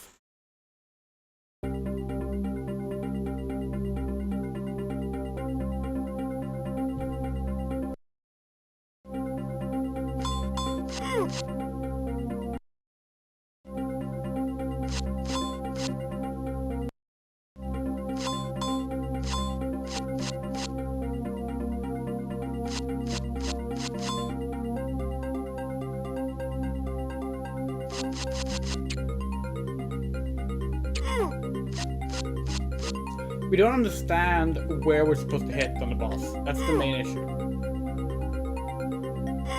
Like, we don't understand, like, why sometimes we take damage from the head, why sometimes we don't. Like, we have so many question marks about the behavior of this boss. We don't understand it. We don't understand it. Like, why can we sometimes hurt it during, like, this phase and sometimes not? Again, this game has 0 walkthroughs, so like, looking up information online is useless.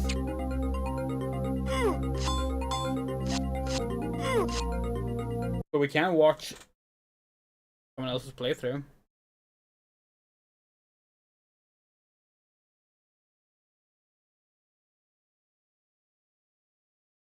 Yeah, let's see how Long Play Archive handles it.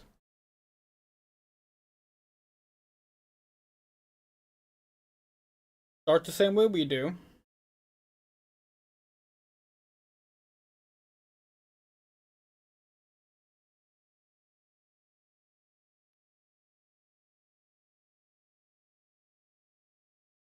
You do the same mistakes we do.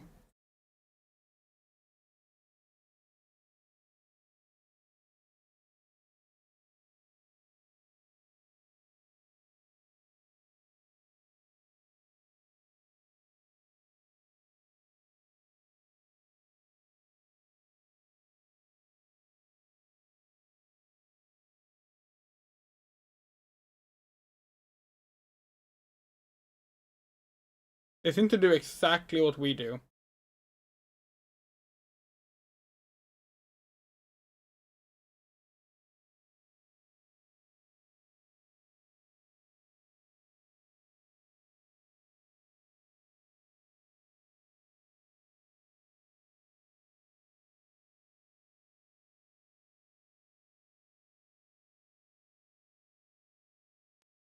Yeah, it seems to just be luck with jumping over a thing when it's running back and forth.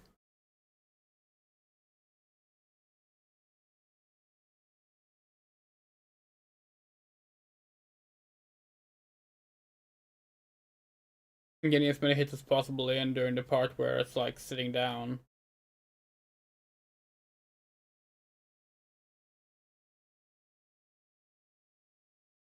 Yep. Alright. Well, get back into it then. Alright, hold on.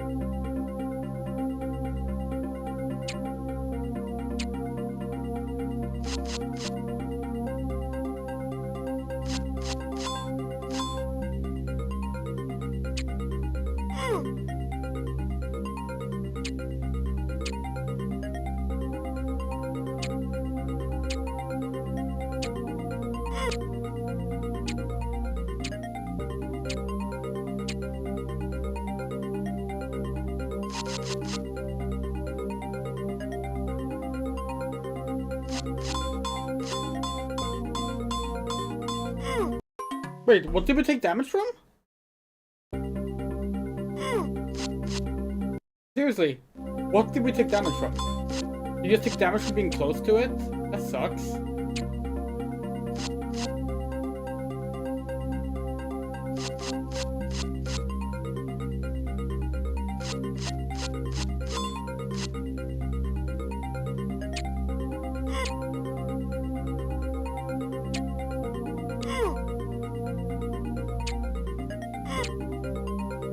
Okay, wow.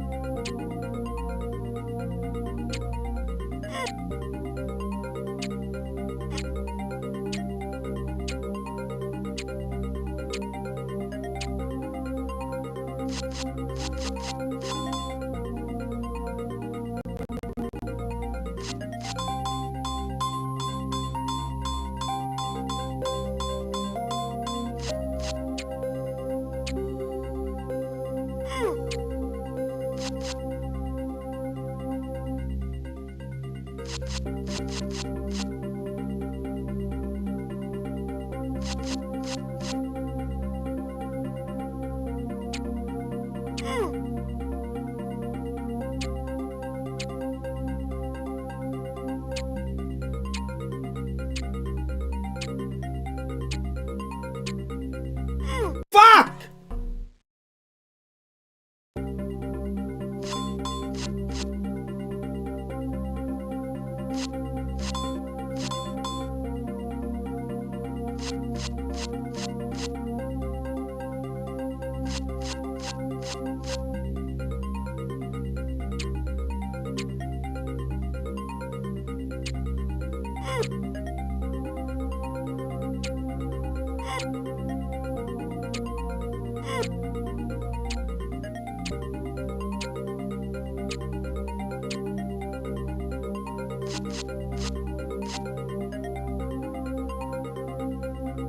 No, fuck off.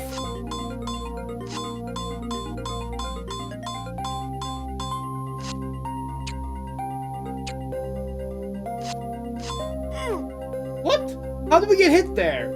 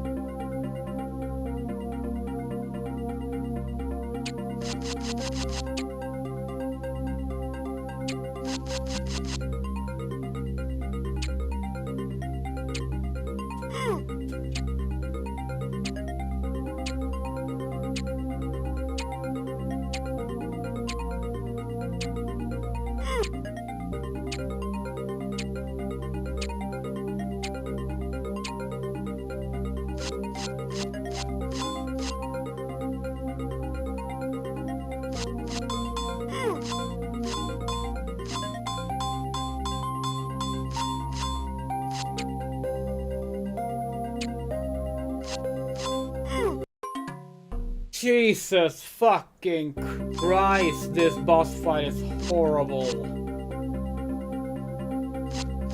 We thought the eel boss was bad because of its like lack of direction. But at least that one was easy once you knew what to do. This one is just... it's impossible to know where the enemy's hitbox is. Every time you get a hit in, or when you get hit, feels arbitrary.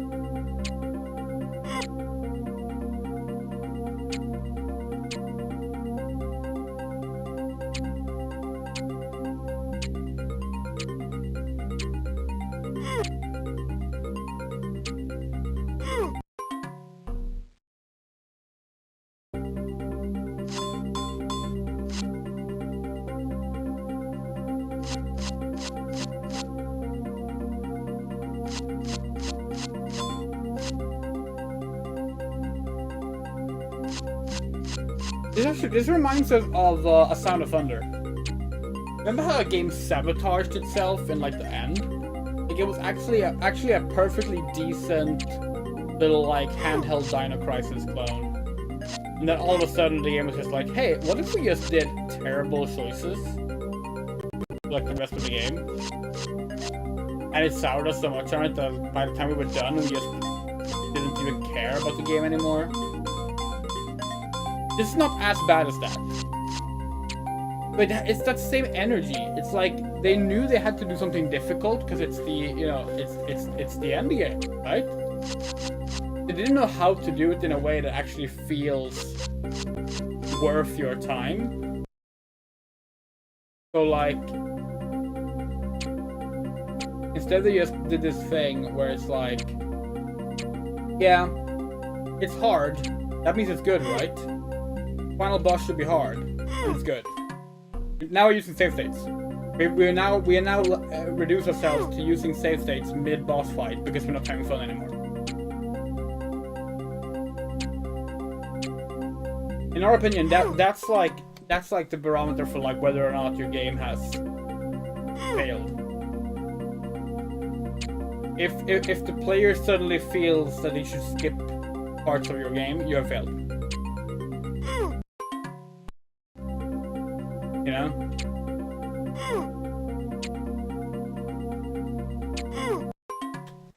Every part of your game should be worth playing and should feel like it's worth it to play by the rules the game has set up. No matter how small, doesn't matter how late into the game, you never get the urge of like, ugh, wish we could have save scum this. If you get that urge, the game has failed that player. And that shit is subjective.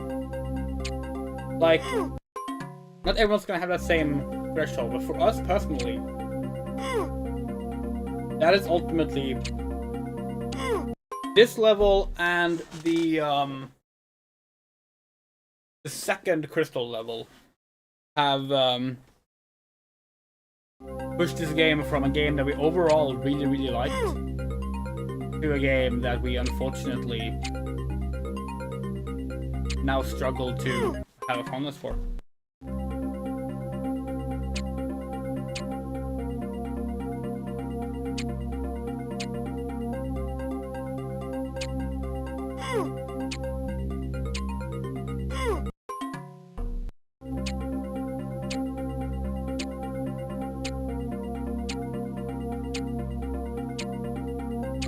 So, okay, when we're not looking, we can just get by without dying. Is that it?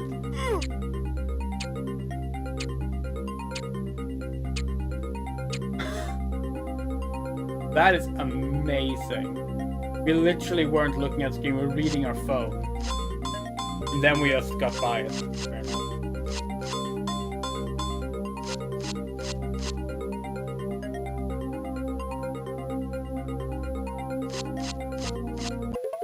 Yep. Okay. That was the boss fight. Was that the actual final boss fight, though? Seems like it. All of Dinotopia is grateful to you, Clayton, especially the Tyrannosaurs. I'm sure even Lee Crab might thank you one day. If his Timestone plan didn't work, he'd be a Tyrannosaur appetizer. These Timestones are nothing but trouble. Maybe they should be melted right here, right now. Or maybe not. Maybe the Timestones could actually help Dinotopia one day. You're right, Hyla. Here, you keep one. I'll keep the other. I'm sure that in our hands, the Timestones will be used wisely. Thank you, Clayton. Even though we must keep the Timestones apart, promise me that you will always be close. Whether I'm on land, underwater, or in the air, that is a promise I will keep. Okay, what? So the Timestone didn't do anything in the game. That's a choice. Okay, sure. What a strange game.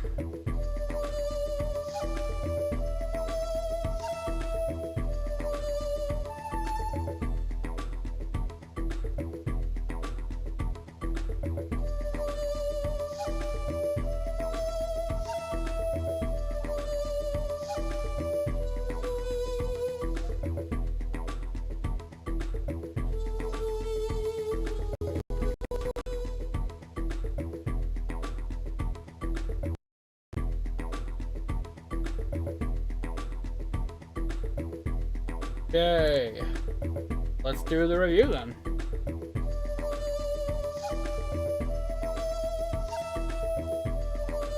Dinotopia, Timestone Pirates.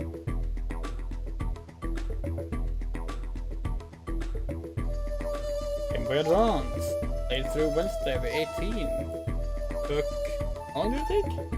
3 hours and 53 minutes, how long we streamed, so let's go with 3:45. Review. Okay. Coming into... I don't know. As a big fan of the 2003 console game, Dinotopia, the Sunstone Odyssey, we were hoping that its 2002 handheld sibling would be a fun adventure as well. For the most part, the game is actually really solid. Fun platforming with an exploration and collection focus, solid controls, good level design, a forgiving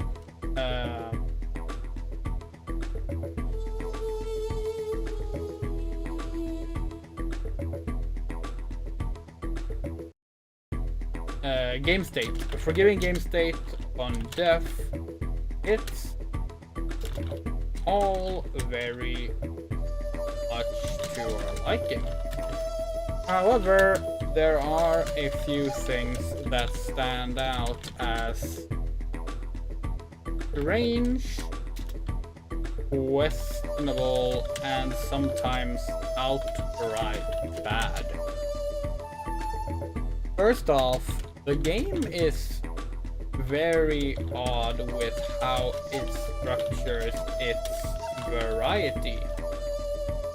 Level 3 and level 4 are flying and submarine levels respectively, and play quite different from the rest of the game. These would work quite well as short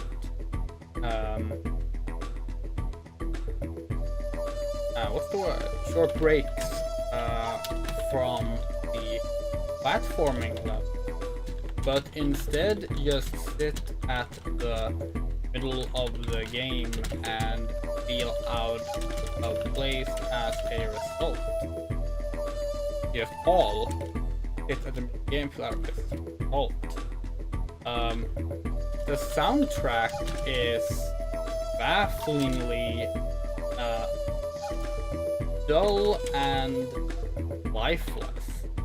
It feels like a placeholder, or it feels like a bunch of placeholders, tracks that don't make good use of the hardware sound chip, or have much of a strong melody to begin with. At best, it's monotonous, at worst, it's annoying. Then there's the final boss fight in the game, which has such terrible hitboxes that beating it is basically just a coin toss.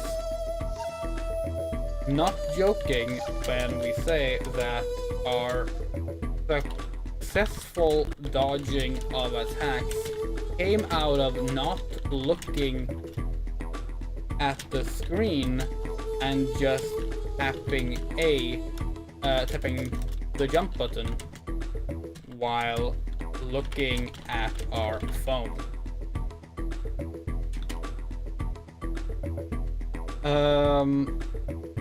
There's also the issue of not seeing enough around you.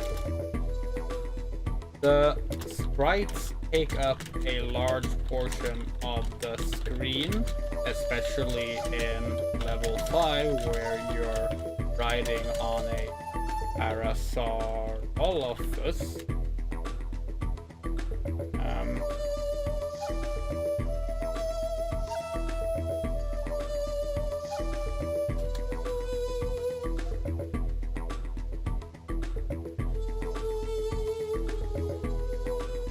And you can't really see in any direction all that well, making hazards quite obnoxious at times. When Timestone Pirates is good, it's very good, and when it's bad, it's aggravating. Overall, it's a solid game, but not quite as fun as we had hoped.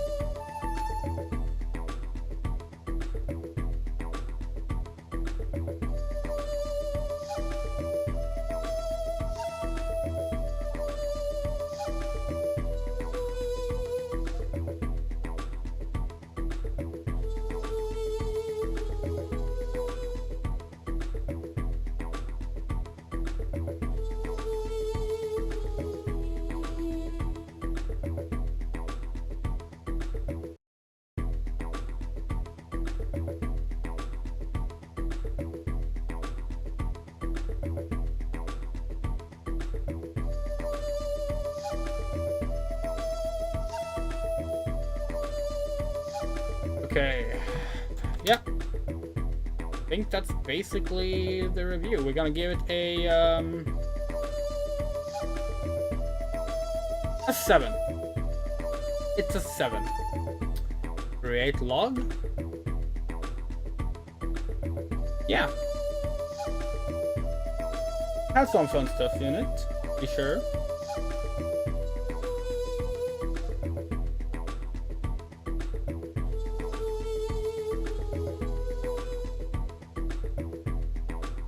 All right, so we actually have another stream coming up this this afternoon/evening. We're gonna be playing Jurassic Park for Amiga. This game right here. That'll be in about an hour probably. So see you then. But this was enough for now. If you haven't liked the stream, please do. But give a very special thank you to our wonderful supporters. You are Bean, Fadeleaf, Garden, Harahase, Hukase, Juice, Luz Queen, Emerald Blue, Motor, Rain, Rumray, Sad Game Music, Shadow Winchester, Spider-Man Music, Coyote, and Yarocha. Thank you so much for watching. See you next time. Take care.